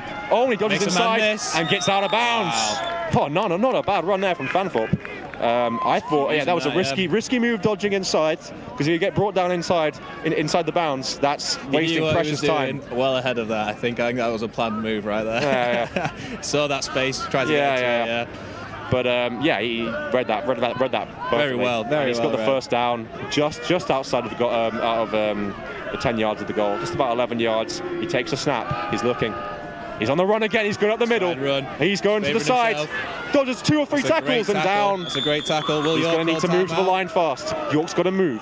They have not got much time. They need this touchdown. They need this touchdown fast. Not going to waste time. That's a slant call. So Ben, I think, is making an adjustment here to try and call slant play. I think Penn's looking for the ball.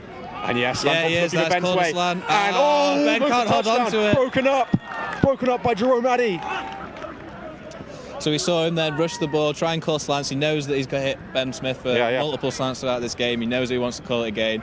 Trouble is, so did Jerome know that. Yeah, that if you make it so clear, all of us who play football are going to be aware that that's what you're trying to do, right?